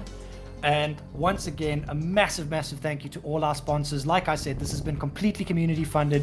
Yengwe, RDW from Matcherino, Sean Ravenel from Matcherino, the FGC Africa team, the anonymous donators from Charlie Wolf Gaming. Guys, thank you all so much for being a part of this. This has been so special, and I can't wait for the next one. Yeah. But you know what? I think before we plan the next one, let Mark the Shark enjoy his victory. He deserves it. He earned it. He fought well. And at the end of the day, deserved the title of Kahn of Africa. 100%. Mark the Shark, congratulations. AI Killjoy. What can we say? When you're on top, people just want to get closer and closer to where you are. And in this instance, that person happened to be X-Ray92. X-Ray92, enjoy it. You've earned yourself the title of Kahn of Africa, plus some pocket money, 1,500 Rand. AI Killjoy, second place, 900 Rand is on its way to you, as well as Mr. 5000, 600 Rand coming towards you as well. Thank you so much for everybody's participation. Thank you for the chat. Thank you for the audience. Thank you for the administrators doing all the behind the scenes work to keep everything as clean, as smooth running as possible. You guys are absolutely awesome. Our bracket runners, our moderators, our community, our donators, our sponsors, everybody. If I haven't mentioned you, you're the best, guys. Thank you so much for joining us. Enjoy your Thursday evening, and we'll see you next time. Guys, good night.